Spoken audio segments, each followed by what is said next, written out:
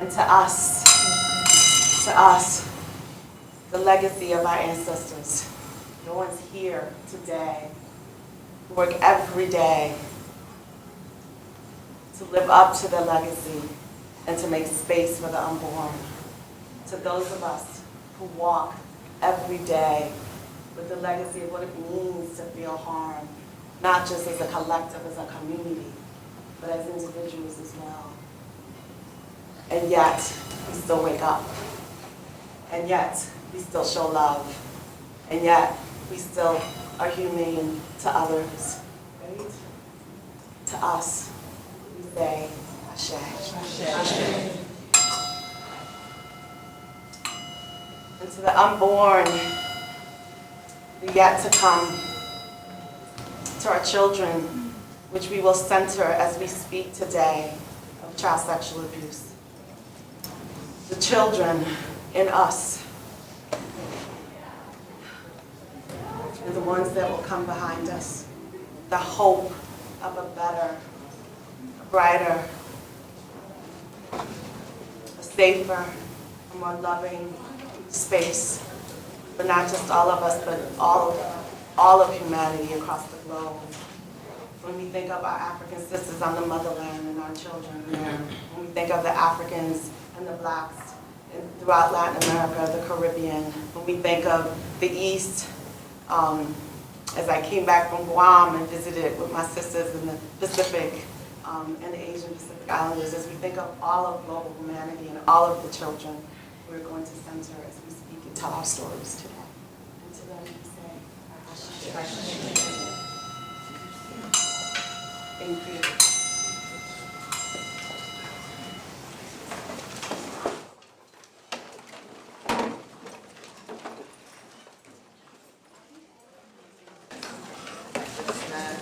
Good morning.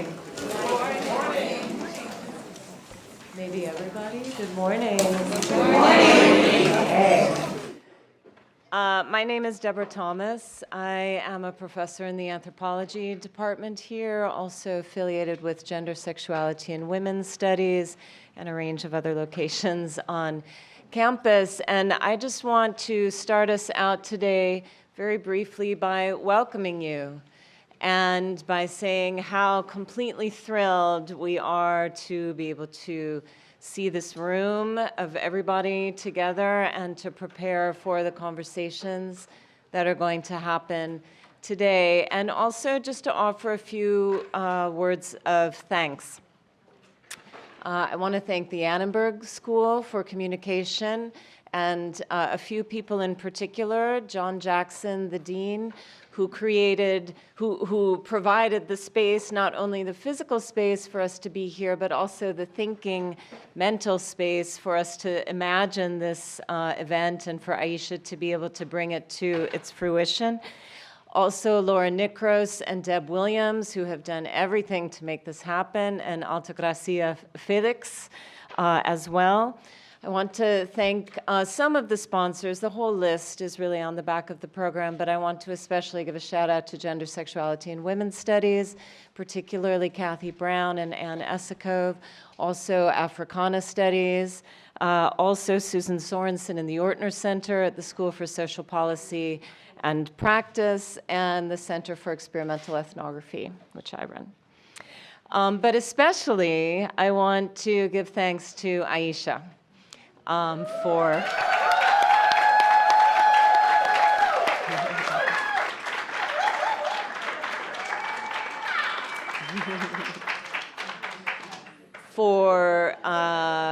her amazing work, of course, that provides the opportunity for us to all gather, but also for conceiving of this, for bringing it here, and for creating the space for this discussion, for hustling, you know, in the ways that we all know Aishah hustles, right?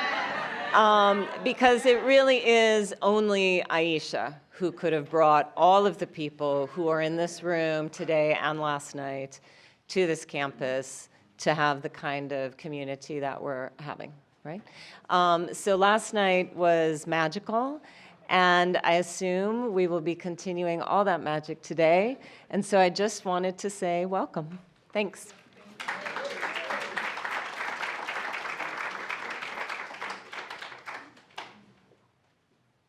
Good morning.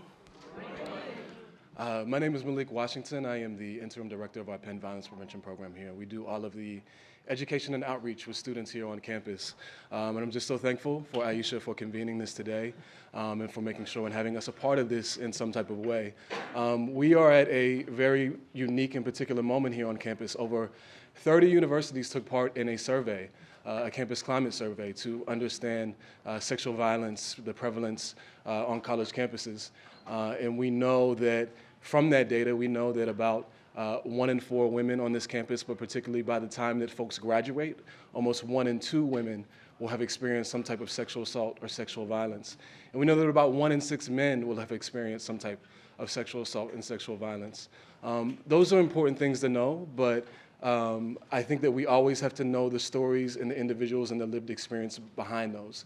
And I think this is why a time like this is so important. The power of convening, the power of community, and the power of storytelling. We are here today because of folks' courage in telling their stories and the empowering of us supporting one another. And as we go forth and we think about those stories of folk that we have never heard, who were never able to tell their stories, we uplift them. And we think about not only the stories of those who have been harmed, but how do we get to a place of accountability in which people are addressing and telling the stories, acknowledging the stories of the times in which they have caused harm. And that is what I think about in terms of accountability and coming together. So we also have our students, some students here today. I don't mean to put y'all on the spot. I just want to shout out because you are here and you have been paid educators today. So can you just kind of raise your hand and throw it up? Thank you. Sorry, Kenya. But students who are doing amazing work, and particularly thinking as it relates to Black students, what does it mean to seek accountability on a predominantly white campus in which we are often working against institutions and forces that are against us and not in our best interest. And they're doing amazing work, and I feel inspired to be in community with young people every day, in which I have a lot of hope that they can create something that looks different than what we have now. So thank you again, Aishah, for convening us, and let's have a wonderful day.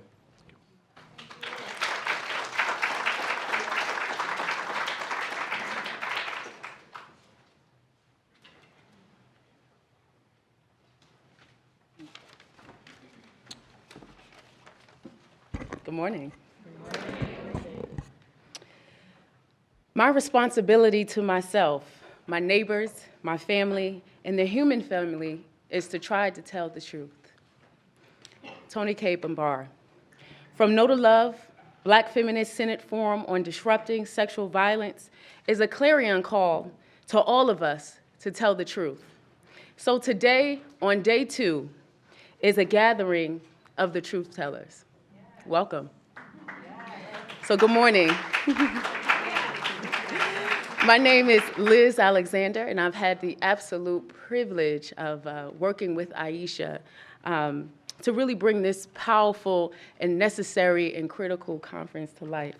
Many of you have said amazing things about Aishah, and I'm confident that we'll continue to hear about the amazing things about Aishah for the remainder of the day. And all that is very true. And I just want to add, from someone who has had the privilege and honor of knowing Aishah, that she is also very unique, that she is incredibly generous, that she is selfless. And in my own personal life, she has functioned as a guide, as a confidant, and as a sister. So I am honored and privileged to be here to see her work come to fruition. And like many of you know, has been transformative in my own healing journey as I stand here, not as a survivor, but as a daughter of a survivor. And so I come here standing in the name of my mother, Marla Cooper, who, through her own truth, was able to find some solace and healing from her own victimization. So thank you. I'm honored to be here. Aishah? All right. Thank you. Welcome. Thank you. I asked Liz Alexander to stand with me to set the framework for today because Liz, well, first it was Sheila Alexander Reed, who if she's not here yet, she's coming, but my partner, who we started thinking about what has become From No to Love, and then at a Just Beginnings collaborative retreat, which is Just Beginnings Collaborative is an organization that funds 28 organizational and individual grantees, predominantly people of color, who are working to end child sexual abuse. We are in a 4-year cohort that's ending at the end of December. And so at that retreat, several of us sat and talked and began what has become From No to Love. And then after coming back from the retreat and talking with Sheila, I called Liz. Yes, hi, Sheila. Hilarious. Thank you, Sheila. Thank you. So much for a formal, conversation. But anyway, I asked Liz if she would work with me. This was last year. This was 2018.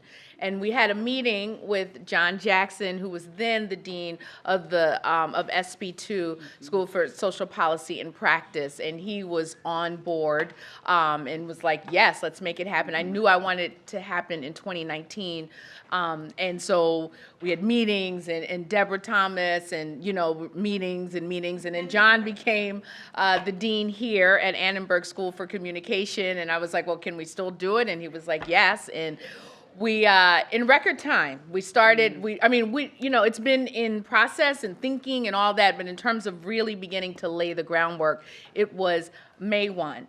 So from May 1 to now, in terms of bringing or supporting 70 people from across this country and internationally to come here for the No screening last night, which was epic, to the book launch tonight at the African American Museum in Philadelphia, The Love with Accountability, digging up the roots of child sexual abuse, and then this incredible forum with just living legends, emerging folks. Just to really have an intergenerational diasporic, predominantly diasporic. Amita Swadin is Indian South Asian activist and comrade and JBC fellow. You'll hear from them later, but just predominantly Black feminists, but all Black feminist-centered conversation around disrupting sexual violence without primarily relying on the criminal and justice system.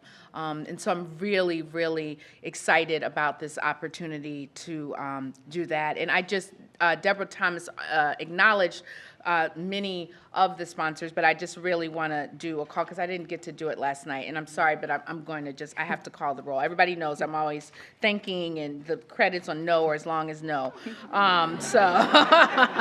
So definitely Annenberg School for Communication. Again, just have to shout out John Jackson, Deborah Williams, Laura Necros, Alto Garcia Felix. Just this morning at 7 a.m. I was emailing Deborah, can we do this? Can we do that? So I just can't even imagine being able to do all this without Annenberg.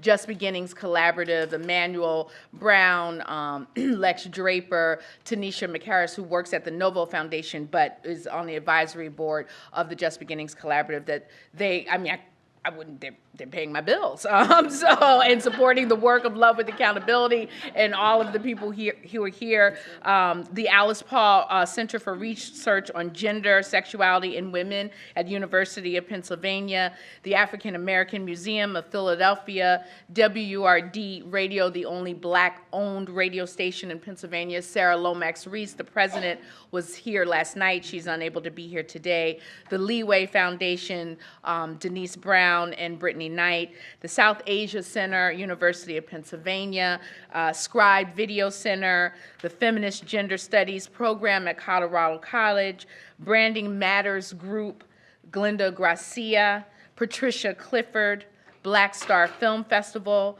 I Am Negrix, the HEAL Project, Children of Kambihi, Firecracker Foundation, the Ortner Center on Violence and Abuse, University of Pennsylvania, the Center for Africana Studies, University of Pennsylvania, English Department, University of Pennsylvania, Penn Violence Prevention, University of Pennsylvania, the National Sexual Violence Resource Center, If the Creek Don't Rise Productions, Little Filmmakers, Camera, which is a collective here at Penn, the Women of Color Network, and WAR, Philadelphia Center Against Sexual Violence, that they have just, in so many ways, behind the scenes, not only, economically, but social media, emotional support, just could not have done it without all of those, and so many more. And so just really wanted to can we just give a round of applause for them? What are we doing now? Okay. So we are live streaming, and I asked this morning, this was at 7 a.m., because initially it was just going to be a live stream, but there are a lot of people who had to travel back today who only were here for the no screening, people who can't come, and they were just like, can we see it? And I was like, well, it's going to be live streamed. And they were like, no, can you record it? So I emailed Deborah Williams at 7 a.m. this morning. So it will be recorded, and I shared that because I understand that some people may not want to be on camera. We have the signs on the door, but you can sit towards the back if you don't want to be on camera. But we're sharing, it's free, and we just want to be able to spread the word, Last night it was Facebook Live and recorded. Tonight it's going to be Facebook Live, but we really want to have this resource, this wisdom, this collective wisdom in the room that is not just held here, but that it is accessible to all who want to learn, learn and share the news with students and communities, because we really, really want to figure out, how do we end this epidemic? We are in the midst of a global epidemic of sexual violence. It's not something new, but just to be able to talk about it, and which is one of the reasons why the second plenary today is looking at global violence in the Black diaspora. As I said last night, and just credit sisters Luz Marquez Bimbo, Emeline Laurent Perot, Esther Ama, Edsie Betts, that, and Savannah Brown. Blackness is not just limited to African American identity. And as an African American, I can be very Americentric in a U.S. context, and we can just really think about what's only happening here in these borders, but it is happening, the assault on us, even in Black countries, that it is happening, and we have to talk about it and think about, how do we talk about it when necessary? The folks who cause harm may not be white, but they may be Black as well. So what does it mean when we're talking about male supremacy, patriarchy, and white supremacist violence that is, a legacy of colonialism and enslavement? What does it look like in a contemporary, thank you, Liz, contemporary framework? So one of the things, when I met with John and Deborah in May, we really were clear, we wanted to be in the room. We wanted to be in the room together, not have 30 workshops, which would have been nice, but we really thought, let's have one conversation in the room. So there are 3 plenary panels. We're starting with the Trailblazers. It's called Blazing the Trail. So that's the first plenary panel from 10 to 12. Then there will be a lunch break from 12 to 1:30. Lunch is on your own. There are a plethora of restaurants in this area. And then also the Penn Book Center will be here selling books. Amazulu is outside. War is outside with resources. So we'll have there is a marketplace ongoing. And then from 1:30 to 3 is sexual violence in the Black diaspora, talking about how do we confront and address that. That's the second panel. And then the third panel is, disrupting sexual violence in marginalized communities. So those are the 3 plenary panels. The first one is 2 hours because there was going to be 6 panelists on the, but Yolester Douglas had to unfortunately cancel. But the other remaining two panels are 90 minutes each. And then there will be an hour break to get from here to the African American Museum of Philadelphia, where we'll have the book launch of Love with Accountability, and 25 of the 43 contributors are here from across the country. So we will have a conversation with 3 of the contributors, but all of us, similar to last night was with people who were able to see when we had everyone on stage talking, we'll all be present talking about the work and the anthology, and have a book signing with books sold by Uncle Bobby's Bookstore, founded by Mark Lamont Hill, a Black-owned bookstore. So that is where we are, and we are a little bit ahead of time. So should we start our panel early? No, we can't start. Oh, we can't start. So we're going to start at 10. So we have 10 minutes because I know that there's some folks. Is Salamishah here? Salamishah? Yeah, I just saw her. Okay. All right. So she's not. So the moderator's coming. But we have 10 minutes, so that's good. That's good. We're, so if you need to take a bathroom break or, get something, and then we'll start with the first panel. Get her on the phone. All right. So we are starting the Plenary Roundtable 1 called Blazing the Trails. And I am going to introduce the moderator, who will then introduce the panelists. And I'm very excited to introduce the moderator, Dr. Salamishah Tillet.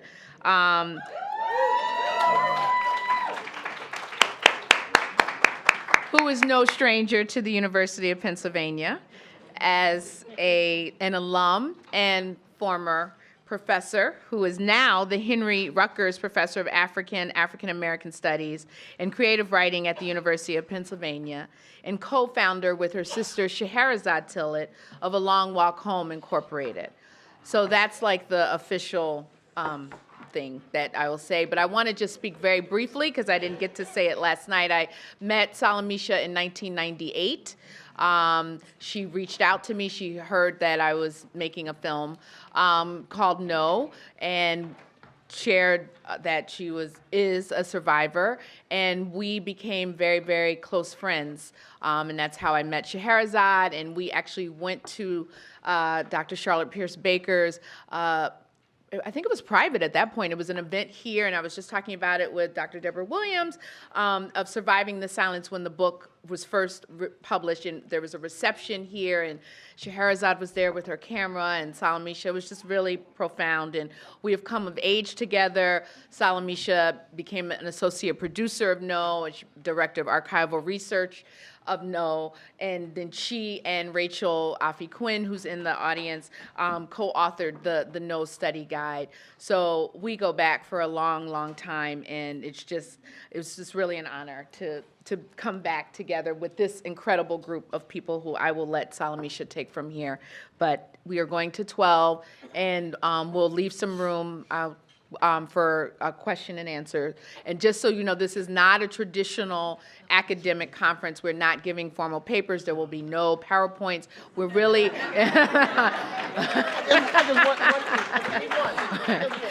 we are in conversation. We're in conversation with each other, which is really important. So we're talking with each other, not at each other. Thank you.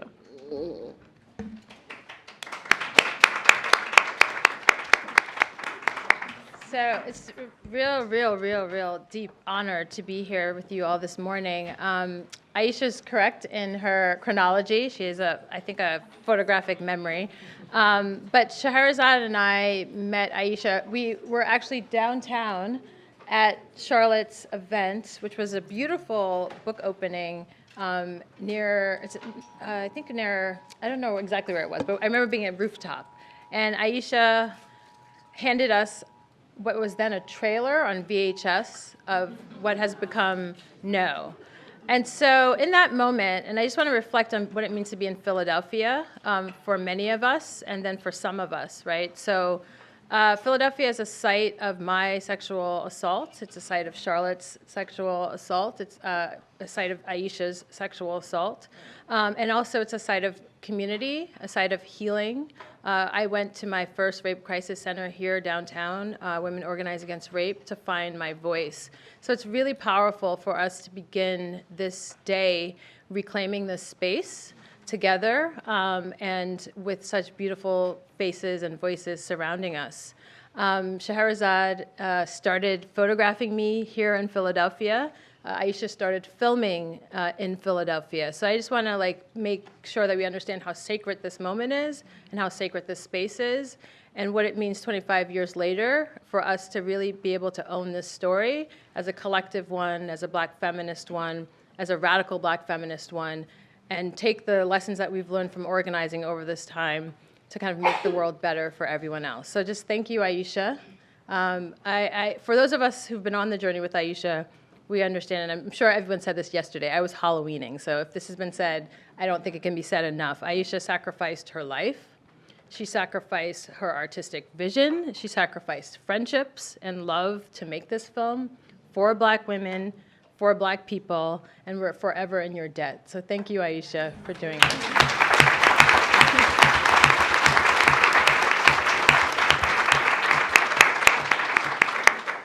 So I'm just going to do bios quickly, and I'll do the bios in alphabetical order, but this doesn't mean it's the order that we have to begin our conversation.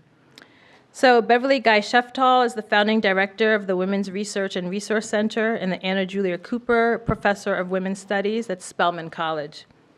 Guy-Sheftall published the first anthology on Black women's literature, Sturdy Black Bridges, Visions of Black Women in Literature, and that was in 1979. Which she co-edited with Roseanne P. Bell and Betty Parker Smith. She also is well known for publishing the landmark Words of Fire, an anthology of African American feminist thought, in the groundbreaking Gender Talk, the struggle for women's equality in African American communities with Janetta Cole. Charlotte Pierce Baker is Professor Emerita of Women's and Gender Studies and English at Vanderbilt University, where she served as Director of Women and Gender Studies at Vanderbilt from 2008 to 2011. She's the author of the groundbreaking Surviving the Silence, Black Women's Stories of Rape, and This Fragile Life, a mother's story of a bipolar son. Dorothy Roberts is the George A. Weiss University Professor of Law and Sociology and the Raymond Pace and Sadie Tanner Moss Alexander Professor of Civil Rights at the University of Pennsylvania. Her major books include Fatal Invention, How Science, Politics, and Big Business Recreate Race in the 21st Century, Shattered Bonds, The Color of Child Welfare, and Killing the Black Body, Race, Reproduction, and the Meaning of Liberty. Loretta Ross is one of the early founders of the DC Rape Crisis Center and worked at the National Organization for Women, the National Black Women's Health Project, the Center for Democratic Renewal, the Center for Human Rights Education, and Sister Song Women of Color Reproductive Justice Collective, and that was most recently until she retired in 2012. In 1994, she co-created the Theory of Reproductive Justice and co-edited and co-authored Reproductive Justice, an Introduction, Reproductive Justice, Foundations, Theory, Practice, Critique, and also Undivided Rights, Women of Color Organizing for Reproductive Rights. And last but not least, Tracy C. West is an activist scholar who serves as professor of Christian ethics and African American studies at Drew University Theological School. Her major publications included Wounds of the Spirit, Black Women, Violence and Resistance Ethics, Disruptive Christian Ethics When Racism and Women's Lives Matter, and most recently, Solidarity and Defiant Spirituality, Africana Lessons on Religion, Racism, and Ending Gender Violence. So welcome to our panel, and we'll begin.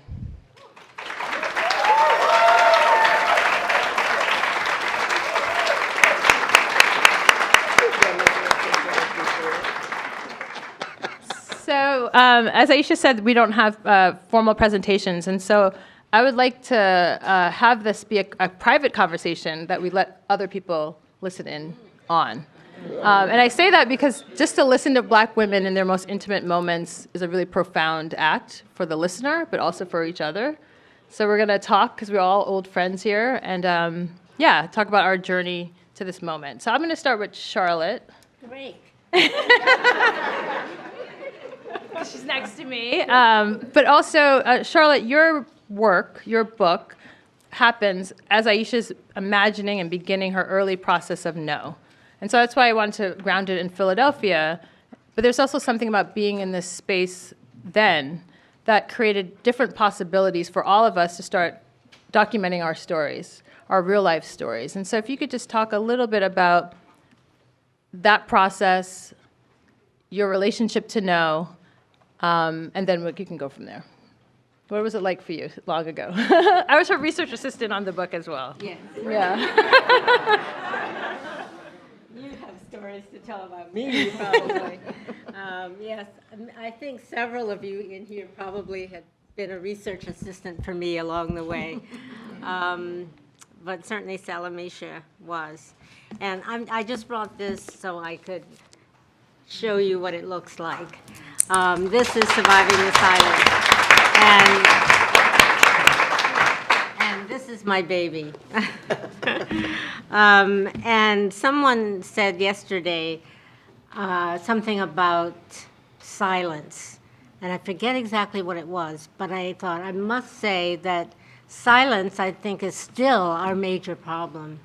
And when I decided on a title for the book, I went through many titles, of course, but it was the silence that was so important. Can you hear me? Mm-hmm. Okay. The silence that was so important in the end. It wasn't, after a while, it wasn't the fact that I had been violated by two men I didn't know in my own home. It was the fact that I couldn't talk about it. I couldn't talk to anybody about it. So the book became known as Surviving, not the rape, but surviving the silence of the rape. And meeting No and Aishah, Aishah, you're somewhere up there, I know. Oh, there you are. I don't know where she found me, but Aishah was always there. And she said one day, "Can we talk?" And I said, "Sure, we can talk." And I think the first time we talked was by phone, then we met, and I remember, Aishah, you were so nervous. I had no idea why she was nervous, because I was nervous, right? Why does this young woman want to talk to me? And she said, "I'm a filmmaker." And I said, "That's extraordinary. Wonderful. We need Black women in film." And she said, "Well, I'm thinking of doing a film on," it was like your topic. You know, we were still whispering then. And I said, "Sure, what did," she said, "Well, I want to show the women. I want to show their faces. I want people to see who we are." And she said, "Do you think we can sort of talk about this?"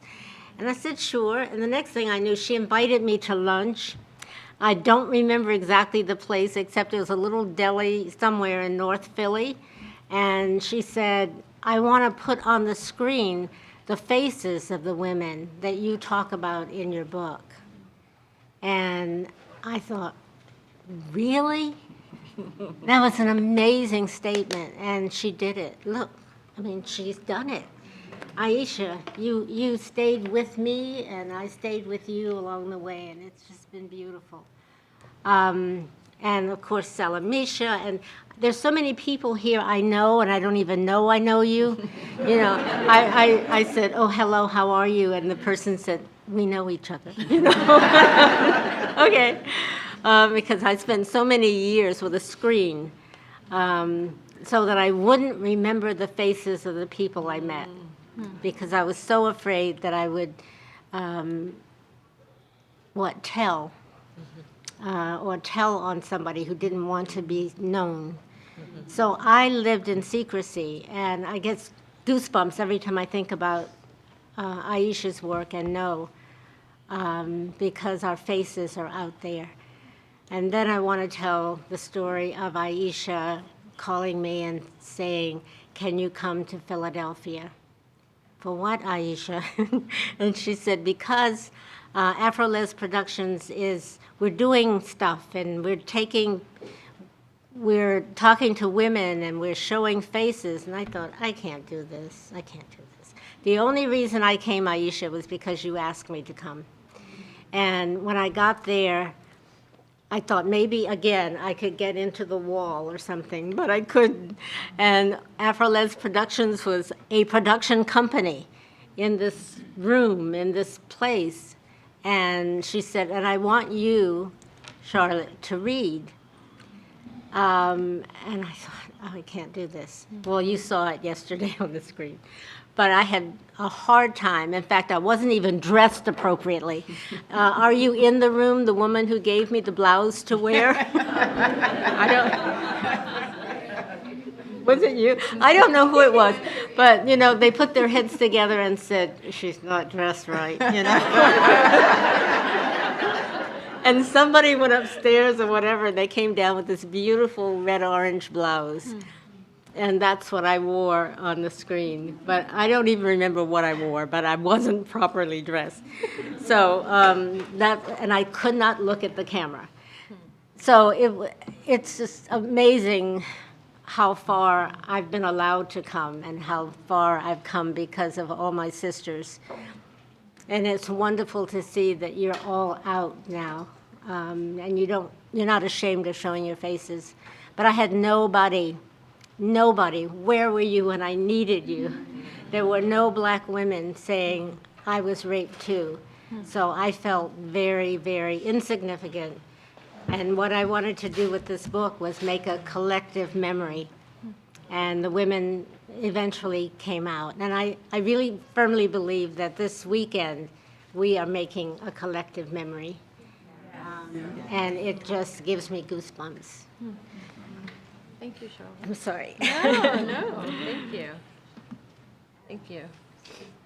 Dorothy, you're writing, your book comes out around the same time Charlotte's book comes out, Killing the Black Body, and it's a profound, like, masterful work for the country, but also for Black feminist studies. And so, like Aishah and like Charlotte, you're kind of writing out of nothingness, even though there's a huge archive that you're pulling on. Right. So how did, what brought you to your work, but then also, were you thinking about these conversations at the same time that maybe you didn't even know were going on? Now, you're from Philly, so you're from Chicago. I'm You're actually from Chicago. You're from Chicago. That's our Which is a connection. lot like Philly, yeah. No, you're from Chicago, but Yeah. but you were Yeah. these. I'm just curious, like, were you in Yeah. conversations with?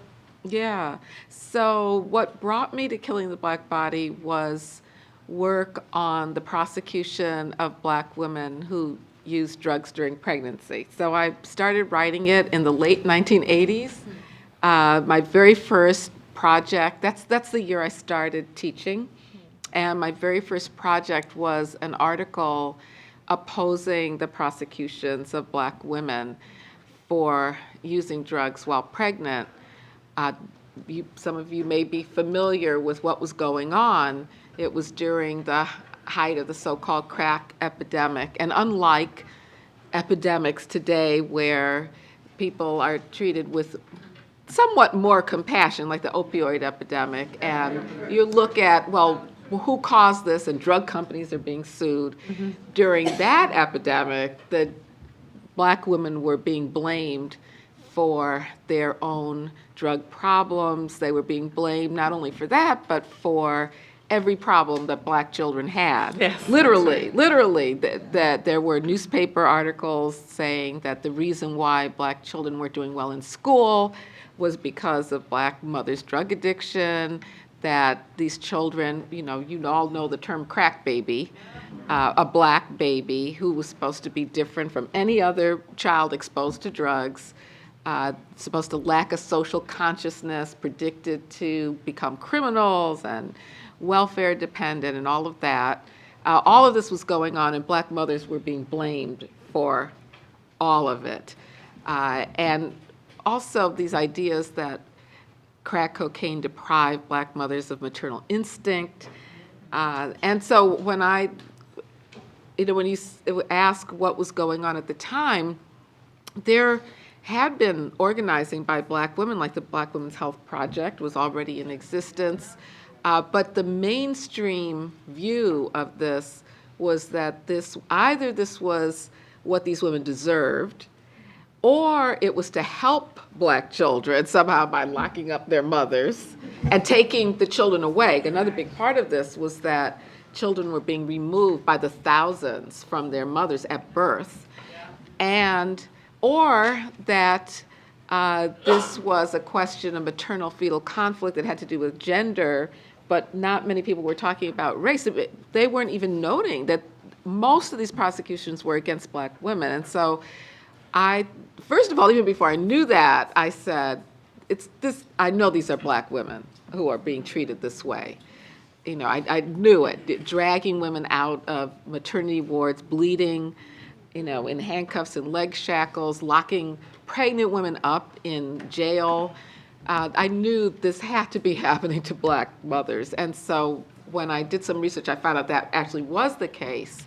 And so I wanted to write about, not only document that this was happening to Black women in particular, but also to add racism to the reason why a health problem was being turned into a crime, and why it was seen as good health policy to lock up pregnant women and take their children away from them. That you couldn't explain that without addressing anti-Black racism, especially against Black women, and looking back at the whole history of how Black women have been so devalued in this country, and our voices. I think this so relates to what you were saying about silence, that we don't deserve to have a voice. Going all the way back to the time of slavery, the idea that we would have any autonomy over our bodies was just, that didn't make sense. It just made no sense in the way in which racial capitalism was designed, that Black women were to be exploited. And that went along with a number of stereotypes which still exist today, which is so related to what we're talking about today, that we are hypersexual and therefore we can't be raped because we're always interested in having sex, or it doesn't matter if we're violated because we just don't matter. And so the violation of our bodies, whether it's rape or forced childbearing or punishment for childbearing, has been consistent in this country for 400 years. And all of these ideas still circulate. So all of that, once I started thinking about the prosecutions, I said, well, wait a minute, there's a whole slew of policies. Welfare, the end of welfare was going on right then.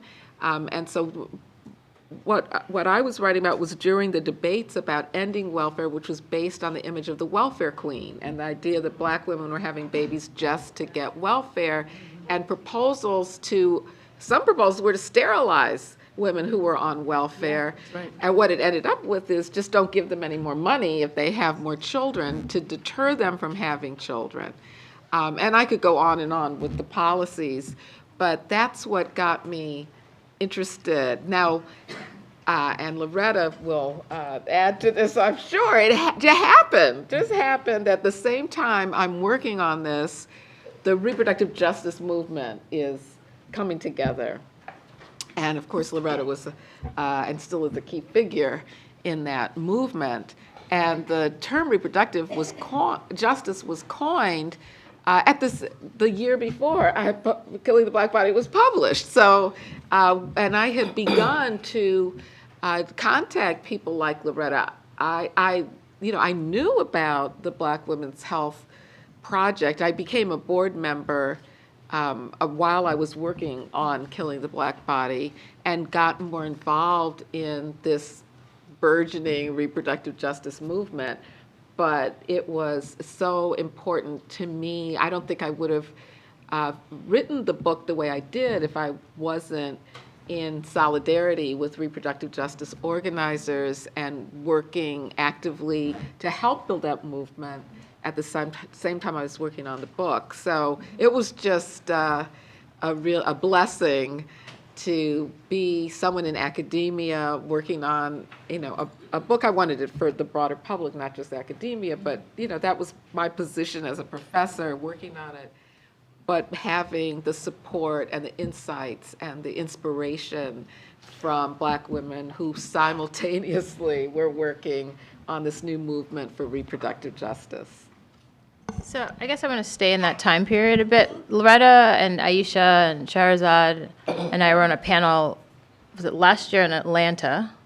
And Loretta said something that really has stayed with me about the 1980s. And she said that it was, in some ways it's what you're describing, but also the kind of resistance to those oppressive forces, right? That there was a blossoming of Black feminism in the 1980s, and yet that's similar to, but actually what we're having now is even bigger and more impactful.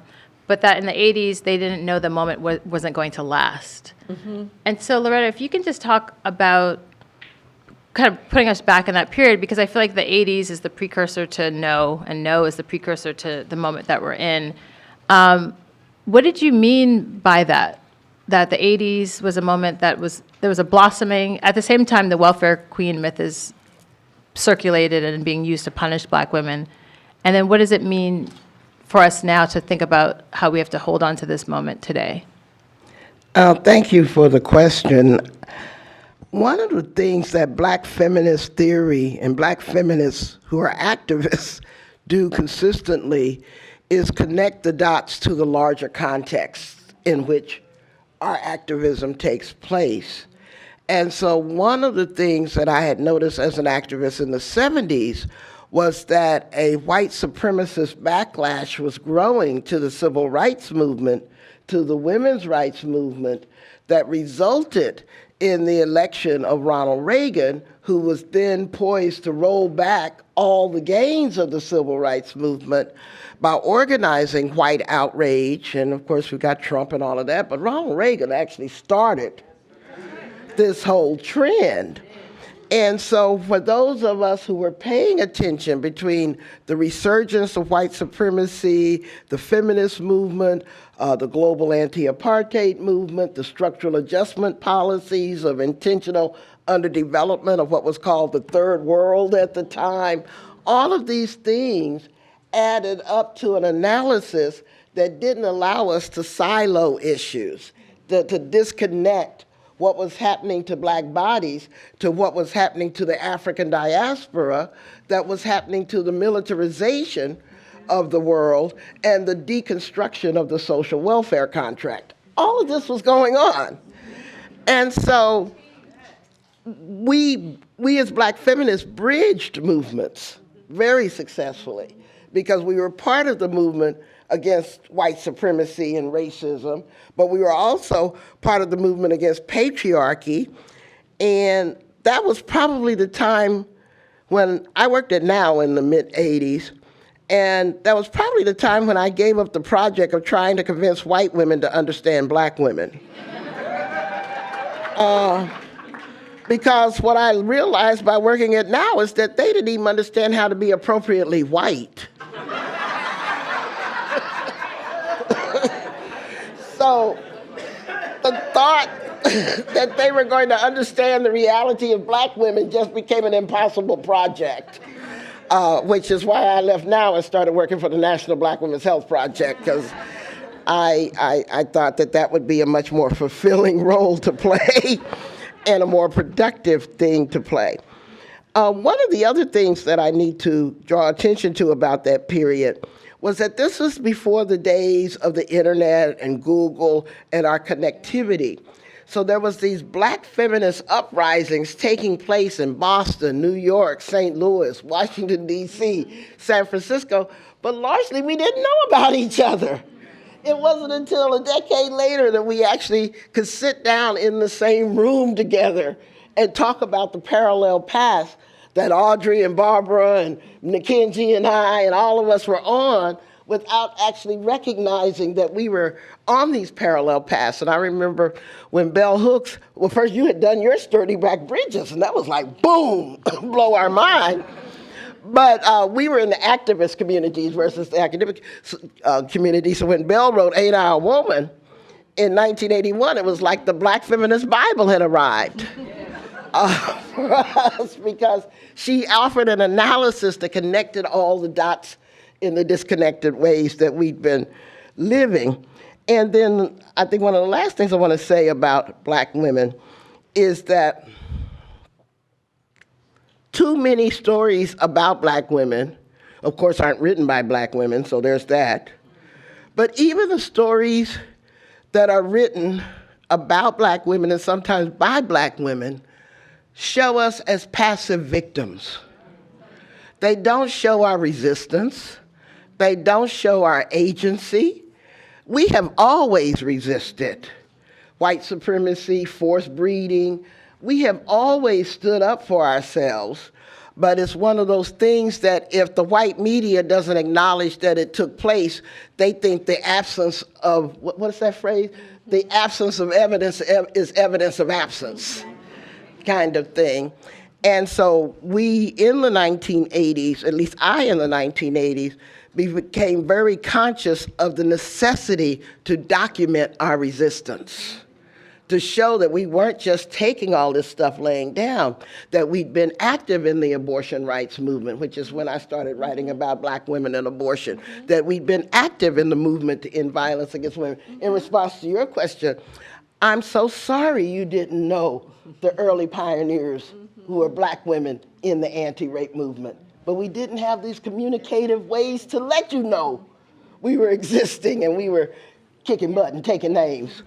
And defining things. I mean, but we still did things. I mean, I remember when we organized the Desi Woods Defense Committee, you know, or spoke up for Joanne Little, and Sweet Honey did the song and the concert about her, and all of these things we were doing that were part of the 1980s. And so I actually think your timeline is confusing me, because I thought I read Killing the Black Body before we did reproductive justice. And you're telling me it came out the year afterwards. I was like, because I've actually said in many ways, well, we were just building on Dorothy Roberts' analysis. It was symbiotic. Right. We were in touch with each other Right. while I was writing it. So it was Right. And symbiotic. it was like, oh my God, this is the book we've been waiting on too.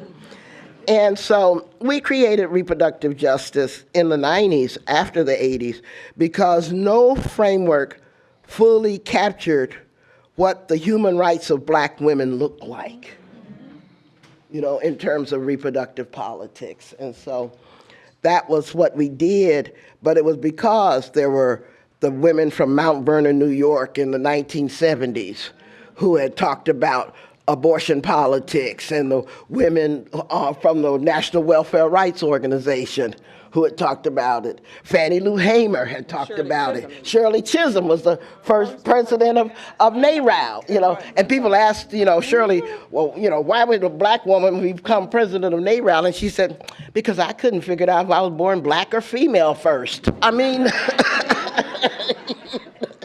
you know, and so we had to build upon this legacy. And what I'm really excited about right now is that we're in another golden age of black feminism. I felt that there was one in the 80s, and now there's another one happening, and that we're now getting young scholars who are documenting what took place back then. And there's a real proliferation of writings by young black feminists right now that I'm really, really excited about. They're no holds barred. Now, they're much more dedicated to pleasure politics than I think we remember.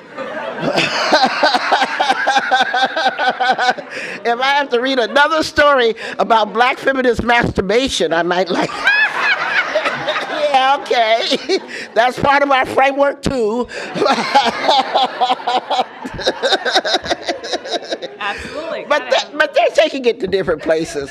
So I don't know if I'm answering your question, but I've had a joy of watching the last 50 years of black feminist thought and activism develop, and I'm just amazed about where it's going to go next.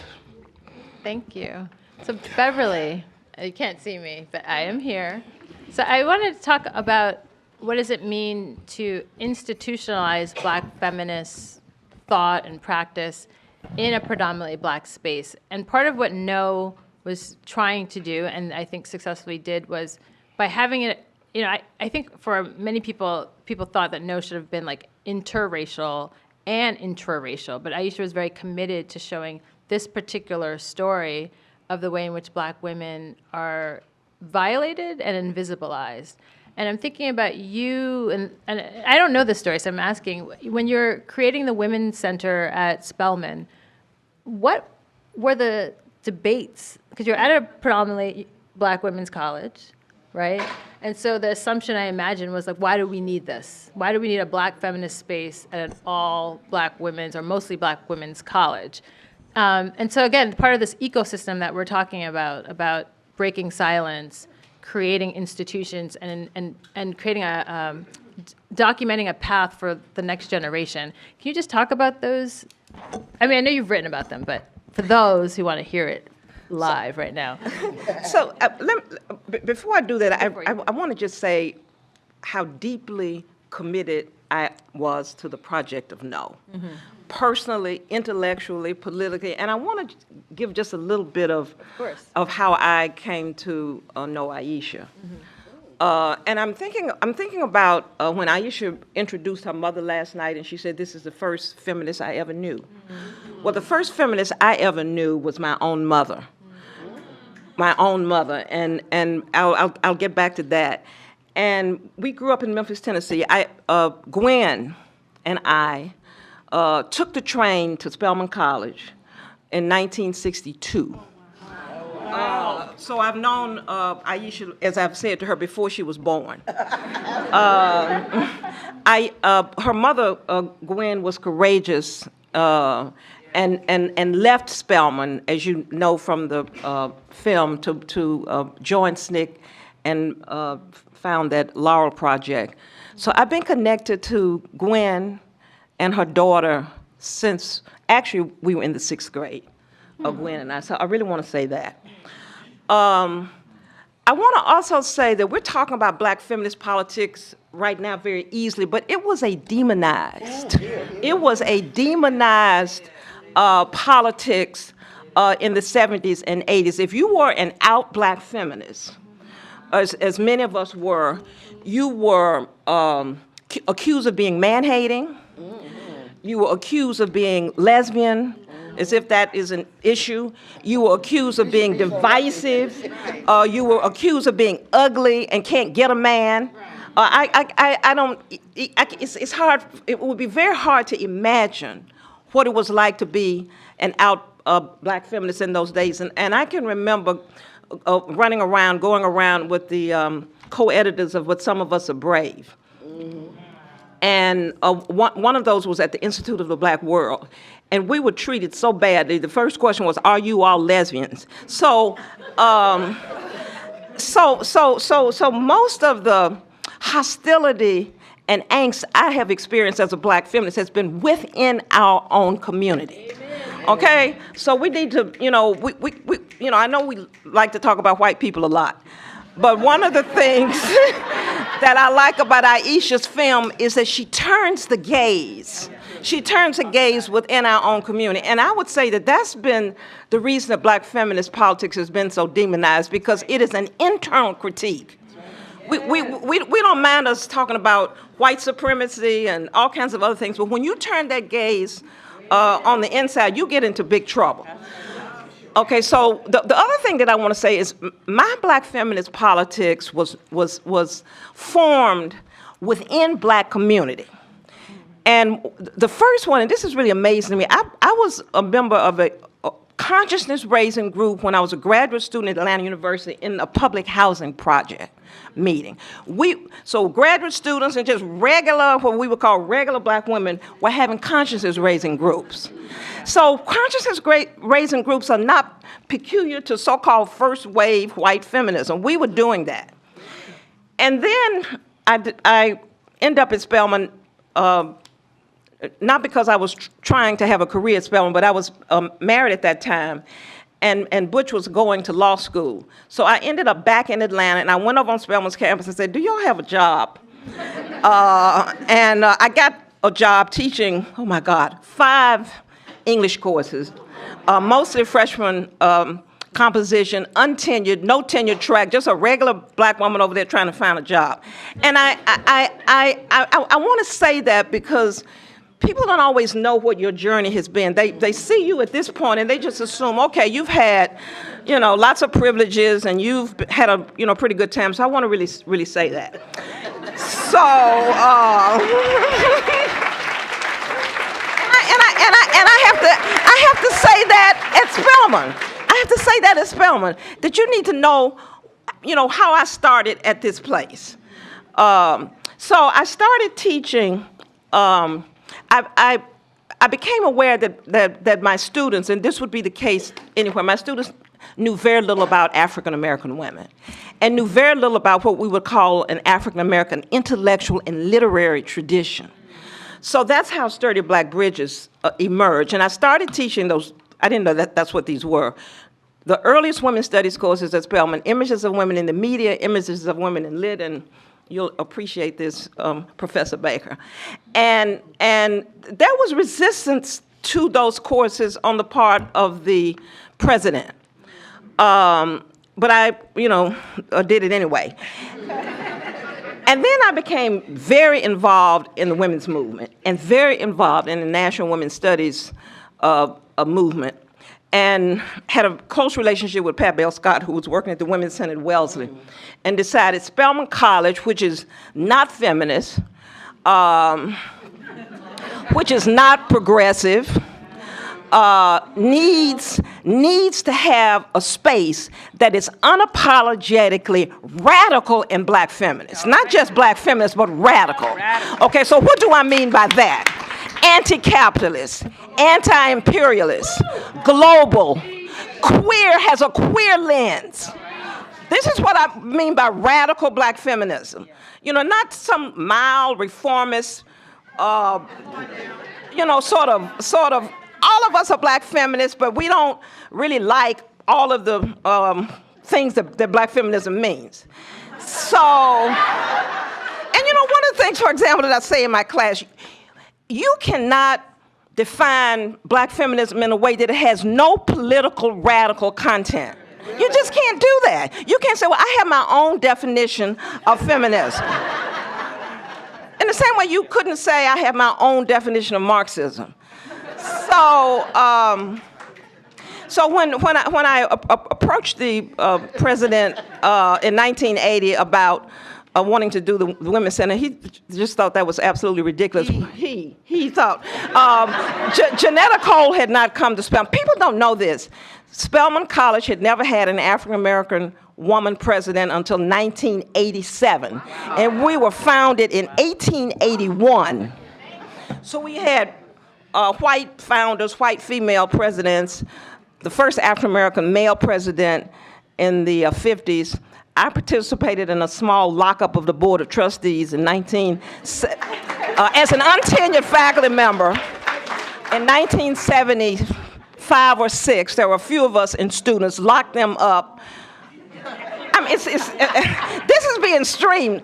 Locked them up, wouldn't let them out. And people like Andy Young came to the campus to try to, get us to behave. And but anyway, they still appointed Donald Stewart as the next male president of Spelman. But he did say that he would be the last one.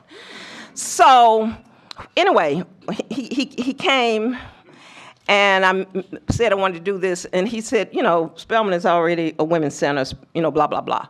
So no. So. Not very long after that, I had a very close relationship with another radical black feminist at Atlanta University, Shelby Lewis, who was working on a project to found an Africana Women's Center at Atlanta University. They had merged with Clark. And I went back and I said, something? My comrade over at Atlanta University is doing a proposal. He said, oh, go on with that proposal. And the Charles Stewart Mott Foundation founded the Women's Center in 1981. I'm going to not say a whole bunch of other stuff about that, except to say that the National Black Women's Health Movement was really founded on the Spelman College campus. Billy Avery came to the Women's Center in 1983, and you may remember we started plotting then. We expected a few hundred folk, and 2,100 mostly black women converged on Spelman's campus in 1983 for that first national conference. So I've been deeply, deeply committed to establishing a radical black feminist space inside of a historically black college for women. And that has meant so many different things. I just will mention the last thing, which we're very proud of, whose announcement was made yesterday, that we will have the first, Spelman College will have the first endowed chair in queer studies at any HBCU. And so this is really amazing that Black feminist studies and queer studies do not permeate most HBCUs, and one of the things that we want to do is to be a model for other HBCUs about how to establish radical Black feminist studies and queer studies inside of our spaces. All right.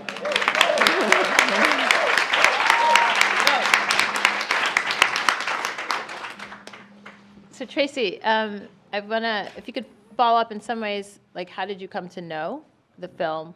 And then my second question is similar to my question to Beverly, but you two work, I mean, as an academic and as a practitioner, working in Black spaces that are often resistant to these conversations.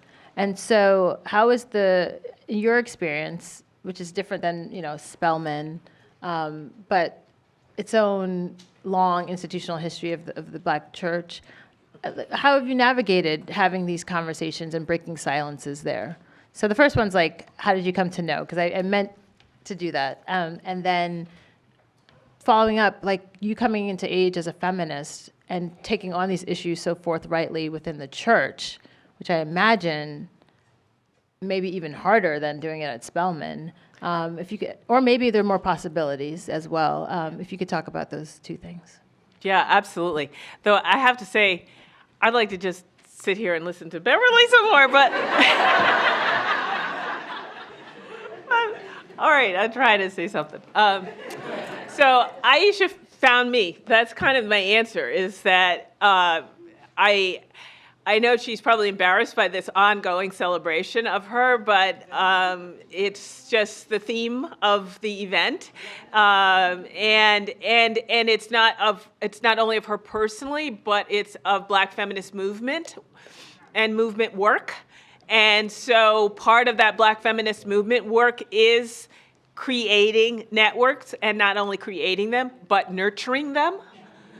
And nurturing them in ways that enable and empower and continue and move forward the movement. Because, sometimes people will have a project and it's about their individual agenda, then they check off their agenda, and they're kind of continuing to move ahead with whatever their personal kind of pieces are. And that is not at all this work that I see modeled in what Aishah has done. And so through Aronette White, is that right? Aronette, yes. That connection, and then she met me and interviewed me in a hotel room, I think it was. At the First Color of Violence conference. First Color of Violence in Santa Cruz. Yeah, so I was a speaker at the First Color of Violence in Santa Cruz. Thank you. And we started talking about this work, and it has been phenomenal, and as an honor and a privilege to be a part of it and to continue to do work, especially talking about spirituality and religion. So I want to say something about my own personal journey with regard to how all the things I didn't know. I was ignorant, that I started as a local church pastor, and I was awakened to how I didn't have the tools and skills to respond to the violence in the congregation, the intimate violence, the domestic violence, the child who was being raped by her stepfather. And in my congregation, I'm looking at the stepfather who says, no, I didn't do it. I'm looking at the stepfather, I'm looking at the mother, the wife who says, if my husband says it didn't happen, it didn't happen. I'm looking at the teenage girl who is being assaulted. I'm looking at the grandmother who's been a member of that church for, 60 years, of that granddaughter who says, yes, it did happen, but it is her fault because she sexually walks around in front of him. And they're all saying, we're a Black Caribbean family, and we aren't going to any white people. We're not going to any social workers, and you're the pastor, solve this. And I didn't know what to do. And I know in public spaces you're supposed to be, and so then I just solved it and I knew to do X, and that is not the case. And I want to talk about, I came to this work because it was demanded of me by the violence and the vulnerability and the reliance on religious leaders who were not equipped, didn't know, and the perpetrators that are continuing to perpetrate with the sanction, not only of the sanction of the leadership, but the sanction of the theology, of the church culture, and of the ways in which the broader white racist culture reinforces, and the sexist, misogynist culture reinforces that theology and that perpetrator's abuse and the impunity of that perpetrator. And it is in particular a woman who was raped as a child and was having traumatic flashbacks and came to me because of the horrible things that her pastor had said. I was a campus minister actually at the time, and the ways in which, again, I wasn't sure how to respond to her as she talked. Frankly, that's actually not true. As she initially said, I want to see what it is you have to say, and then said nothing for 45 minutes, literally nothing. I had to earn the trust. And it is out of, and the deep spiritual need and vulnerability. And so I just want to talk about the ongoing learning and growing that is a part of this process. Is it okay to say that one of the pieces that is demanded of us in our Black feminist work is to continue to say, I need to keep growing and keep learning and understanding with more complexity, more intersectionality, the range of ways in which we resist and need to resist, that are political, that are cultural, that are spiritual, that are institutional, that are grassroots, that are academic, that are intellectual. So I just want to, that's a really important piece, that initial, and that's part of my initial work. Wounds of the Spirit came out of that experience of doing that kind of work. So I want to say that my Black feminist work, I think that there certainly were, when I began to do my work, there certainly were other Black women leaders, academic and religious leaders who were talking about sexism in the Black church. But for me, the radical Black feminist work was beyond inclusion work. It's beyond, yes, tremendous misogyny in Black religious spaces. So Christian spaces, Muslim spaces, Black Muslim spaces, like tremendous misogyny and tremendous exclusion. You can't get in Christianity, you can't get in the pulpit, you can't get near the pulpit. Once you get in, you can only speak and teach, et cetera. Right, so tremendous exclusion and misogyny. But I wanted to talk about not only inclusion, equality, absolutely, but those Black men preachers are assaulting, are perpetrators.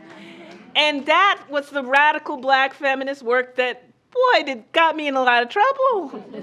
People definitely didn't want to hear that. I wanted, among our kind of broader agenda of intersectionality, race and class, and to some extent sexual orientation, which is not where it is now, but early on, early 80s, in more religious circles, some extent sexual orientation, and certainly gender, but religion fell off the intersection. And most Black folks are religious.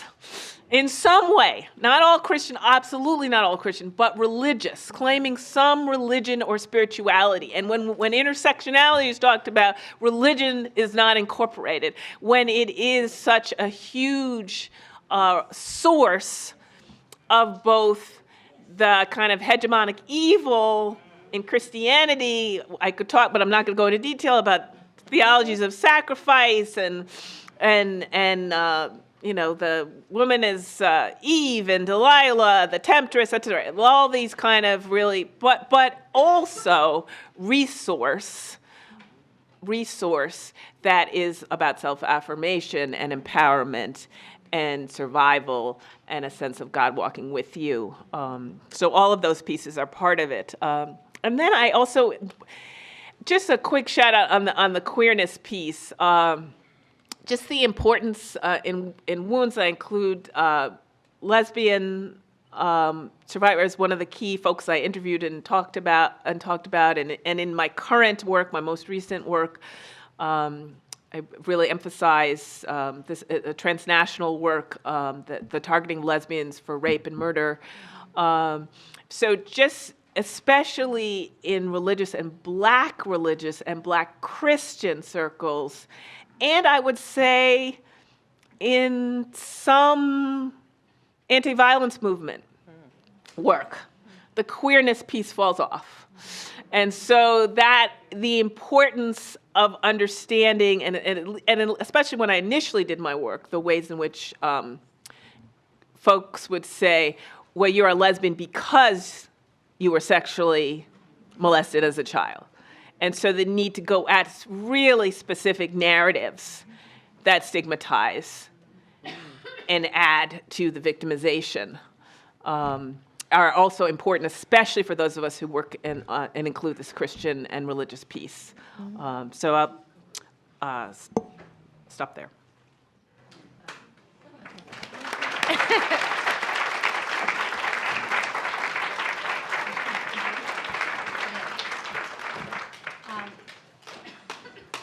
This is wonderful, sitting here with all of you and hearing all these perspectives. And what Tracy just talked about in terms of religion and being in the religious sphere.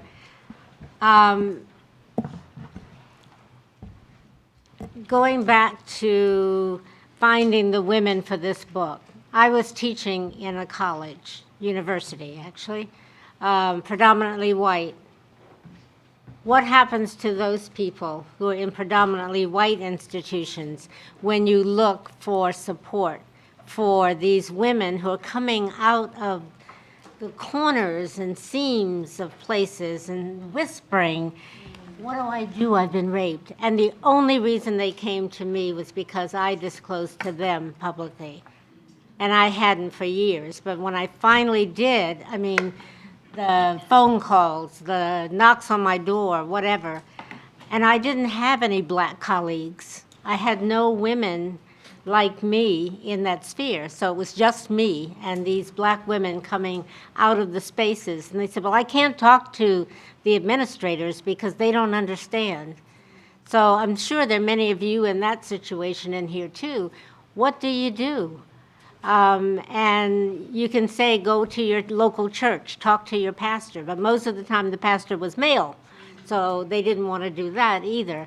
So there's this discrepancy between not being in touch with my Black colleagues here who were working, writing, in liberation schools, had set up things. And there I am, and many other women like me, Black in predominantly white institutions, there's nobody who will listen. When I went to my deans about these women, I was told, well, why don't you have Susie Q come talk to me? And I'm thinking, never, okay? And it just, you're caught. So what do you do about those situations? I gave my students your books and said, go read this, this will help you. But again, they were very, very alone. And that's a problem too, that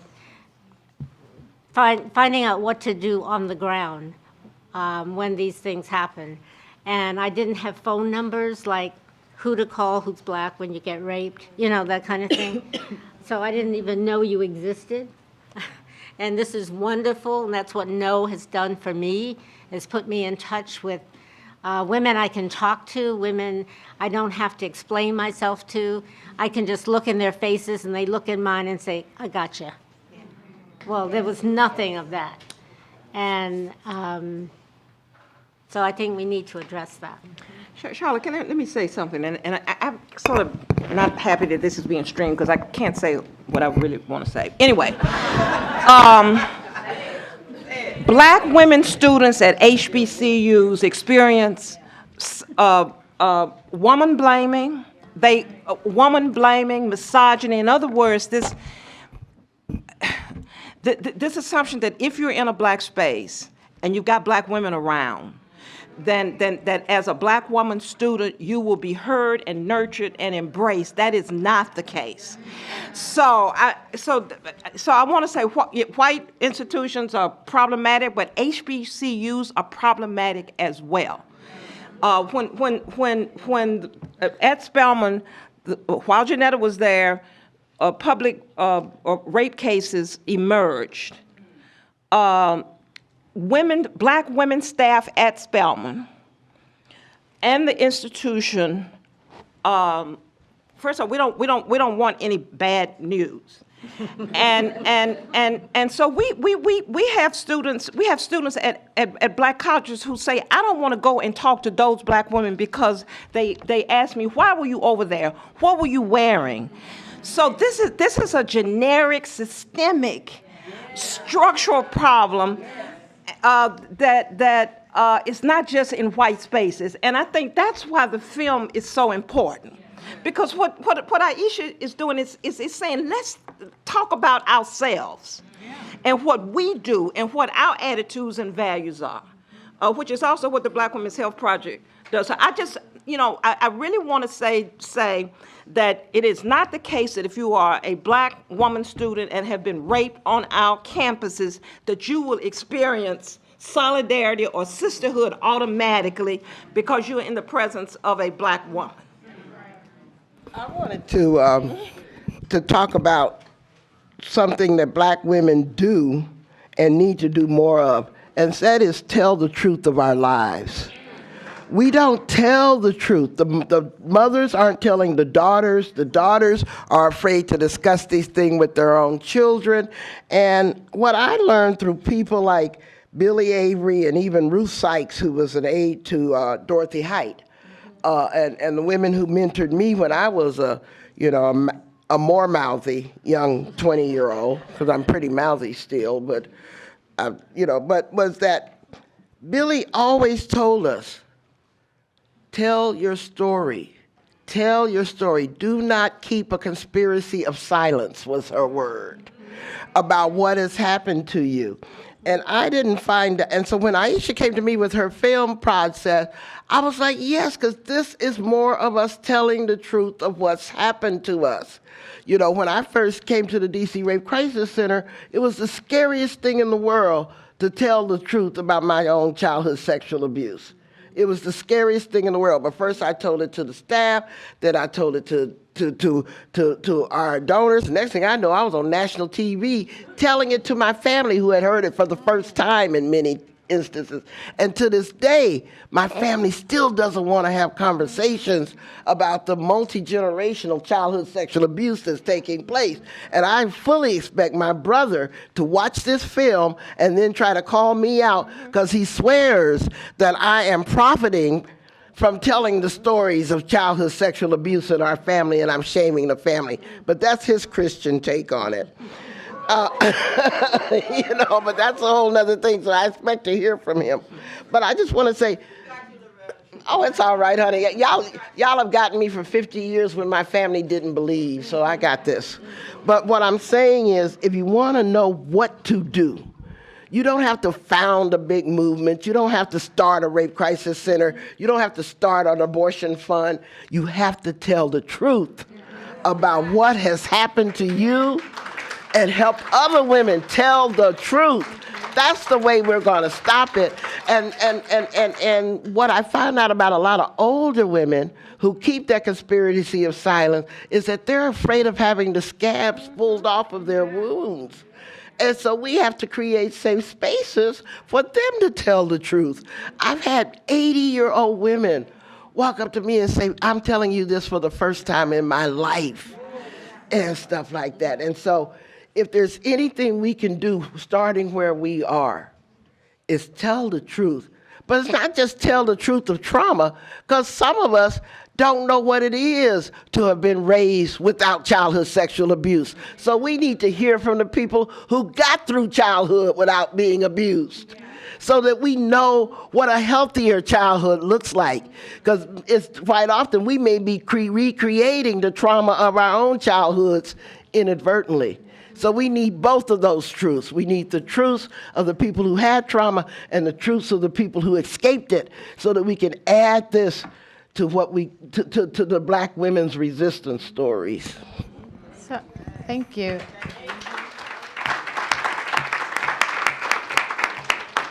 So I just want to, in the spirit of where we're going with this conversation, talk kind of frankly about what Aishah's film and all of the work that everyone here has been doing for their lifetime. Like, why is it so difficult for us to talk about Black women and girls being raped, organize around Black girls and women, and not just, I mean, obviously Black boys and Black men are being sexually assaulted too, but Aishah's film is focusing on a particular demographic. Like, why is it so hard, even in this era of the most attention being paid to sexual violence and sexual harassment?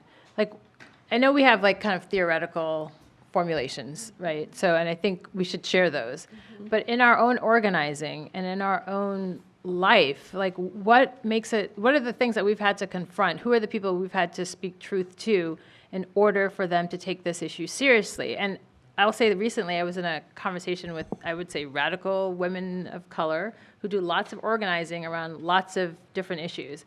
And everyone shared what their big ask was. And I said, well, ending childhood sexual abuse would be like a great place for all of us to start, because it has the ripple effect of affecting all of these issues. And it was such like a silent response. I mean, we're talking about like Marxists, we're talking about like people who are like organizing against labor, organizing, and I was like, wow, like there's still so hard for us to take this issue seriously and for us to create political will and financial resources to back the political will to take this issue on forthrightly, and especially when it comes to Black girls and women. So can we just talk like more like why is it so hard for people to see us and hear us?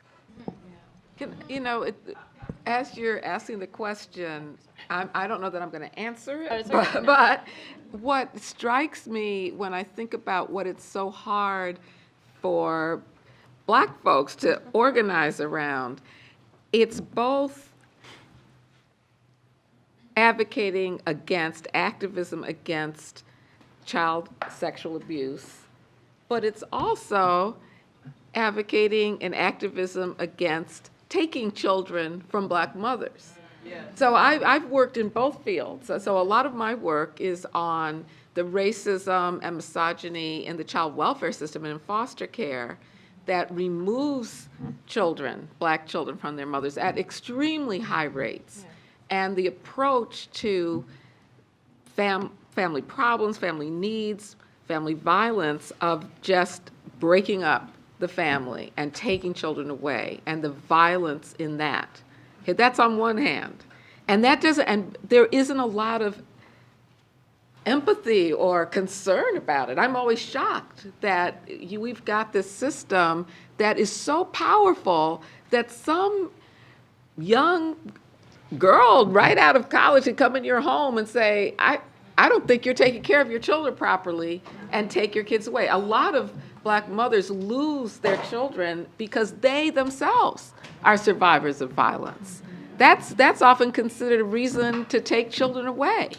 And even if the children haven't been abused, if the mother has, then something's wrong with her and she shouldn't have her children, on top of all sorts of other reasons why. So a lot of my work is on I now call it foster care abolition, because I think just like we should abolish prisons, we should abolish this punitive, violent way of addressing the needs of families. Okay, so that's on one hand. But that also then doesn't say, well, we should just leave abuse that's going on in families by itself and not deal with it. It's not a matter of ignoring it. It's a matter of figuring out better ways of addressing it, which I think is a part of this whole project. And so I'm not giving an answer now. I'm just commenting on how, whether it's being abused or being, within the family, or being abused by the state, by being removed from the family, Black women are getting it at both ends, and there's not the kind of support and activism and concern and alarm that there should be around these extremely violent, damaging issues. I'm so sorry. Yeah. So that's just a question. I'm gonna be really blunt. Okay. And it is in the film. Black patriarchy is alive and well in our community. Black patriarchy.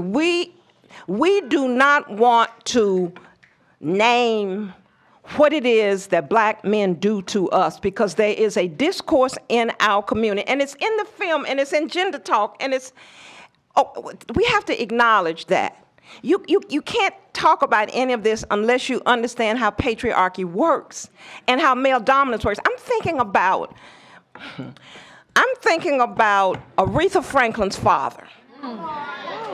Okay, I'm thinking about Aretha Franklin's father, who impregnated a 13-year-old in their church. Okay, the mother, which is unusual, the mother left the family. And of course, she got demonized. C.L. Franklin was never demonized. He was revered, continued to be revered. And if you see Amazing Grace, and you see his behavior toward Aretha when he comes over there, you know that's something is happening. And Aretha, I'm sure, is never able to deal with all of that. And the Farrakhan piece, Aisha, in your film, it's haunting. It is haunting. It makes you angry. And as I said last night, I wanted to go outside of Farrakhan's house and say whatever. So we continue to revere and not call out the toxic aspects of Black patriarchy, those aspects of it that are toxic, because we have not been given permission as radical Black feminists to talk about, as you do, Aisha, courageously, which is probably why you had difficulty getting funds, and we still won't talk about it.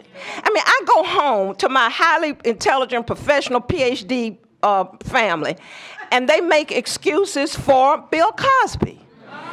I hear excuses about R. Kelly. I mean, even egregious folk. And then we say things like the reason Bill Cosby is in jail is because he bothered white women, as if that's not a problem.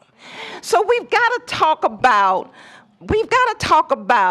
patriarchy in our communities and misogyny. Black woman hating and Black woman blaming in our community. Otherwise, we're not going to be able to get out of this morass. And I'm going to add that the Black patriarchy is so strong, one of the things we have to hold accountable is the Black men that lets their patriarchy make them vote for a racist dog like Donald Trump. They would rather vote for a white supremacist than entertain the possibility that Black women are right in calling out this fascist movement that we're in. And so, we've spent a lot of time talking about, well, the white women that voted for Donald Trump and the white women that voted. What about the Black men that voted for Donald Trump? How are we going to hold them accountable? The Black men who run this abortionist Black genocide BS on us as a way of slut-shaming Black women and our choices. and they're right in our community. We had to call out the head of the NAACP in Georgia because he tried to say that black women having abortions are committing black genocide. And you head of the NAACP populated by majority black women? I am sorry. We've got to have a different politic. I totally agree with you. And also, and Farrakhan, I ain't never had nothing to do with Farrakhan since Malcolm got assassinated. So we got to be clear. Let me say one other thing too. If you look at the voting behavior of African Americans, most of that voting behavior is African American women. We need to get African American men out to vote. If African American men had come out in large numbers in the state of Georgia to vote, Stacey Abrams would have won. So we've got to. I mean, that is really serious. So when we hear about, the fact that black people don't vote, black women vote. It's black men that don't vote. And, I talk to them. You know what they tell me? What good is it? What good does it do? Black men of an earlier generation would never have said, what good does voting do? So we got to get young and old black men out to vote, especially in this next election, if they don't vote any other time.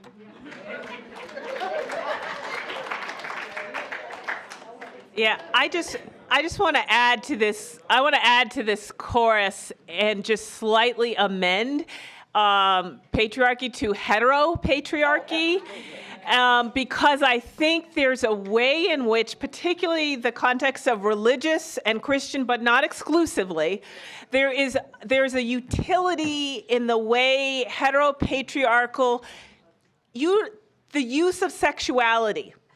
And there's a way in which, especially black folks, love these charismatic preachers and speakers, and the coercive tactics that are so totally imbricated with sexuality. In that coercion and the ways in which that charisma is exercised. And that's a rape culture.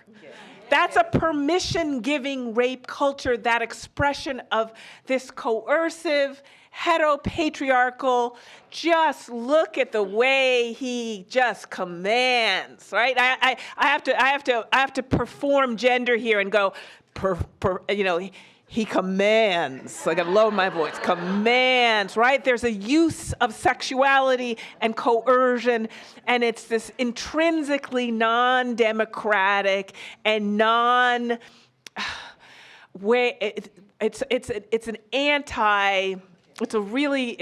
it's gendered, and it's a really binary gendered way of understanding, but it's also a way of, in some ways, it's a kind of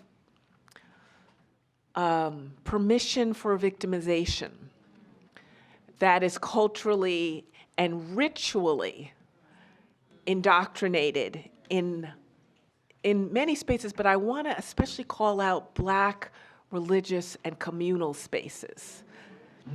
And I feel like that is part of why when you raise, to come back to your question, you raise the idea of we've got to stop and end rape that takes place. You have to bring your anger and your rage in order to disrupt those kinds of cultures.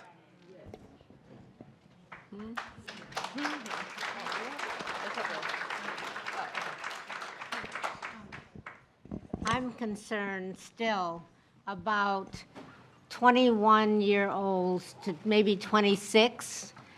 I ran into a young woman last night in the restroom, and she was whispering. Nobody was in there but the two of us, but she was whispering to me, and she said, what about people like me? And I didn't know what she was talking about. And then I finally realized it was age, and I said, how old are you? And she said, I'm 26. And she said, I've been trying to work with young women in a college situation and a high school situation, and they won't listen or they won't come out. And what do I do? So we talked for a bit. So I'm concerned all of this is so true, what my colleagues are saying, but we can't forget those children, and that's what they are, 21 to 26, whether they're in college or not. They're being raped. And you can say, go to your church. You can say, come to me. You can say whatever. But what do we do about those young people? Because I don't feel that we are serving them. So, then I guess I would pull the number even further back to 13. Right? So. Yeah, it's or junior 8. high through college. Yeah. So the question is in part inspired by something Loretta just brought up. It's an open question, so anyone can just jump in. And it's two-part. One is like, what is something that you wished you knew when you started this work that you knew now, so you could tell your younger self, and you could share with us? And what's, in terms of this work, in terms of our organizing to end sexual violence, like what's the issue that's most pressing to you now? So. Two things I wanted to talk in response to that. What I wish that I knew when I was young, because I started this work, at 15, and I'm 66 now, so, was that I wish I knew to forgive myself for my mistakes. Because I was very punishing of myself for not having perfect activism and not having a perfect analysis. And I didn't realize that the movement is perfect and I can be imperfect doing the work. And so learning about self-forgiveness was a big thing, was really important, which has only come to me in the last 10 or 15 years. This was not something. So that, is really important. Now, the most pressing thing for me right now is what to do about the perpetrators. Because these are not disposable people. These are our brothers, our fathers, our members, our ministers. These are people in our community. And no one's perfectly evil or perfectly good. So the same people who do some messed up stuff also do some good stuff. And some people who do some good stuff also do some messed up stuff. And so we're going to have to not have an angel-devil theory of dealing with these perpetrators because somebody does something messed up. We just going to dispose of them like the prison industrial complex. Mm-hmm. And just because somebody does some good stuff, we're not going to hold them accountable.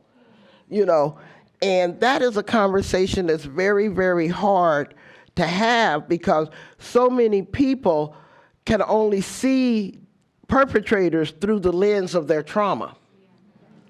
And so they can't see their humanity too, because they felt that their humanity, the victim's humanity, was already disregarded. So it's kind of like tit for tat, quid pro quo.